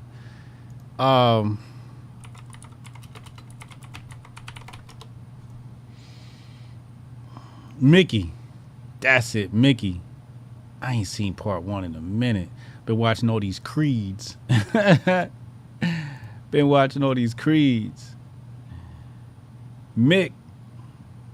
They used to call him Mick. Mick Goldmill. He's a Jewish cat. You know what I'm saying? So he's always been loving our films, man. Always been loving our films. Call from Kevin. Kev, what up, yo? Hey, how you doing, man? Life is good, man. Talk to me. What's on your mind? This might be a setup or not, but I mean, we got an estimated 6 million people that came in this year on the southern border alone. Oh, don't remind me. There's literally UN reports of them slitting throats of chickens at the Darien Gap and drinking the blood to prove that they're Chinese special forces on their way in. I think they're playing the same game they did on the original Civil War. They split us up, got us to fight each other, and then they're going to have France and England come in and crush us and take back the U.S. basically. They've already got their people in right now. There's no slavery for our president to get some blockage from. Pretty much we've turned the whole world against us just because of our politicians, the way they've done business with everybody and extorted our dollar. Yeah. I don't think any of this is by accident. I think it's all design, and I don't know if charging Trump and is going along with it, but I think that's the reason why they're doing everything so openly and gaslighting everybody. They want something to pop off. Well, yeah, I believe that too. I believe that too. And they've got operatives in. I think they've got agitators and operatives ready to go. Yes, that's true. That's true. And a lot of people feed into it. That's why we try to bring happiness and peace on this channel. Yeah, that's why I try to tell everybody, don't fall for it. Don't go along with it. Keep your ass out of the mess. Correct. Yeah, they try to push you to the bullshit. Yeah, that's true. That's true, bro. Absolutely true. I think if we were as divided as they say we are, something would have popped off already. I think that's Who the one you thing voting for? Am I voting for? Yeah. I got to go Trump. I don't trust him, don't like him, but he's still what do you think about Pence? I think he's Judas, man. Okay. I think he was forced on Trump. It was the only way he could get the people to actually finance his campaign and give him the rest of what he needed. Yeah. So who do you got? Who do you got if Trump's not the guy? Who you got? Who you got as backup? I think we could have our first write-in candidate. You gotta pick somebody from the flock. I'm saying I think there'll be enough people to actually write in Trump if he's not on the ballot. Well, assuming we couldn't do that, right? It was playing a little game here, a little role-playing game here. Oh, you mean like he's not here no more? Who your second pick? I don't think we're here no more. I'm from Indiana, man. I know Pence. I know Pence well. I don't think he can't take Indiana. He can't take this. He can't take the. So it's either Trump or die. I think it's either Trump or there's not going to be an election. Oh man, I think it's going to pop off if they take him out. Oh man, here we go. Damn. I don't like it. I really hope I'm wrong, but I hope if they lock him up or something, then that's one thing. He can exhaust his his appeals, and I think he can spread the peace still while he's going through his appeals and stuff. But and maybe we find somebody between then and now. But I still think if he's still here and even if he's had charges brought against him and they say, well, sorry, he's a felon now, so we can't have him on the ballot, they'll still write him in. Right. Yeah. That way he can, if he is wrote in, I think that, I don't know if the law allows for him to give himself whatever it's called. What's that? If he can forgive his committed or commute his sentence or whatever. Mm-hmm. I don't know if it allows for it or not. I don't think it does, but okay. Who knows? Stranger things have happened. We'll see. Hey, appreciate the call, bro. Hotep and Bill, brother. Hotep and Bill. Shout out to Kev. Kev always keeps it real. Kev keeping it real. We appreciate that. We like motherfuckers that keep it real. That's dope. Shout out to Kev. Shout out to all our callers. Phone line's closed now. I'm off the job. Punching out. Cassius Cam with the $5 super chat. He said, gang, gang, gang. What up, bro? Cassius Cam out there fighting fires. Absolutely. One of the bravest people I know. Cassius Cam. Salute to him. We might have to get Cassius Cam in the ring to fight as an undercard under Alex Stone. That might be interesting.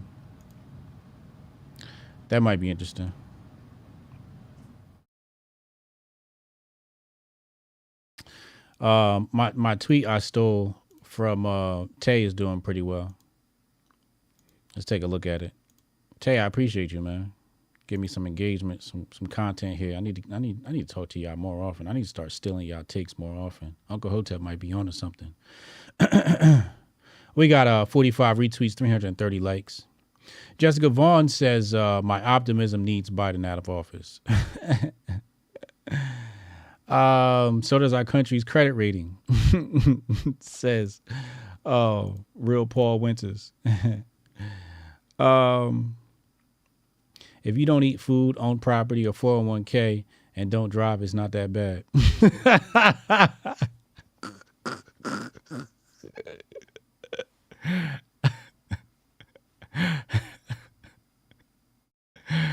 This is great. I'm stealing this one too at some point. This is getting stolen. I'm gonna repurpose and rewrite that. That's getting stolen. And I'm just gonna truncate. I'm just gonna take this first part. I'm gonna say, hey, if you don't eat food, Biden's economy isn't so bad. I'm stealing that. That's hilarious. Sorry, you just got. Whoever that was, you just got. My investment account needs Biden out of office. Oh man, thank you, Tay. See, my handlers, they're multifaceted, multifunctional. They do a lot of great good for me. Every great black man has white handlers behind them. Behind every great black man is a team of white handlers. I gotta write that one down. That's another good one. Behind every great black man is a team of white handlers. That should get the people going. That should get the people going. That's another banger right there. The X stands for experiment. This tweet would have did better. Only got 10 retweets and 71 likes. This would have did better, but everybody's a fucking Elon sexual, so they're like, "Oh, we love Elon. I gotta suck his dick." Pause. Yeah. So anyway, you know, who's texting me? Who is this texting me? All these text messages and emails and group chats. Who have to ask what the man be aiming for a post put down on social media. All right, I gotta answer that. That's somebody paid me. Somebody paid me to help them start their podcast. We got a 6-week program going right now. And that gives them all access to ask me questions and shit like that. So I got to respond to his question after I get off of here. But yeah, we got a 6-week boot camp for somebody. He said, Hotep, I need help launching my with my podcast. His podcast is launched. He needs help to sort of grow it. So I put together a 6-week boot camp program. So we're going to have 6 conversations once a week. In the meantime, he can DM me, text me, or whatever. So, you know, Biden's economy, you got to pull back some side gigs every once in a while. You know what I'm saying? You might have to do a little bit of coaching here and there on the side just to pay some bills, you know? Biden's economy is the worst. But the best way to support me, obviously, is to invest in yourself. Invest in yourself by investing in my company, Master Focus. Big news coming to this soon. We're making a whole lot of new changes. You guys are going to see this. Big growth is coming. So yeah, best way is to invest in yourself. Start biohacking with all natural herbs. This is our brain booster. When you go to checkout, I always tell you this. When you go to checkout, you will see the discount applied. And you'll see it right there. It'll say Grift Report. And you'll see the discount applied. You see the total right there, $39.90. So that's basically half off with the coupon code Grift Report. If you hit the link in the description box below, it will apply automatically, but you won't see it until you go to checkout, and you'll see it right there at checkout. And it's free shipping to everybody in the United States. It's made in the U.S., all that good stuff, right? Shout out to my community, Hotep community. I love y'all. And I'll see you tomorrow at 2 p.m. for the next episode of the Grift Report. I'm your host, the Grift God, Hotep Jesus, and you have a great afternoon. Hotep and Bill. Yeah, I can try to get that handled for you. Again, it's only my second day, so if you can give me a second. How am I supposed to do this? How the hell are we supposed to do this by 5 o'clock? I have no clue. Is that possible? Hey, do you have the password to... How'd you finish all your work already? He's not tapped in.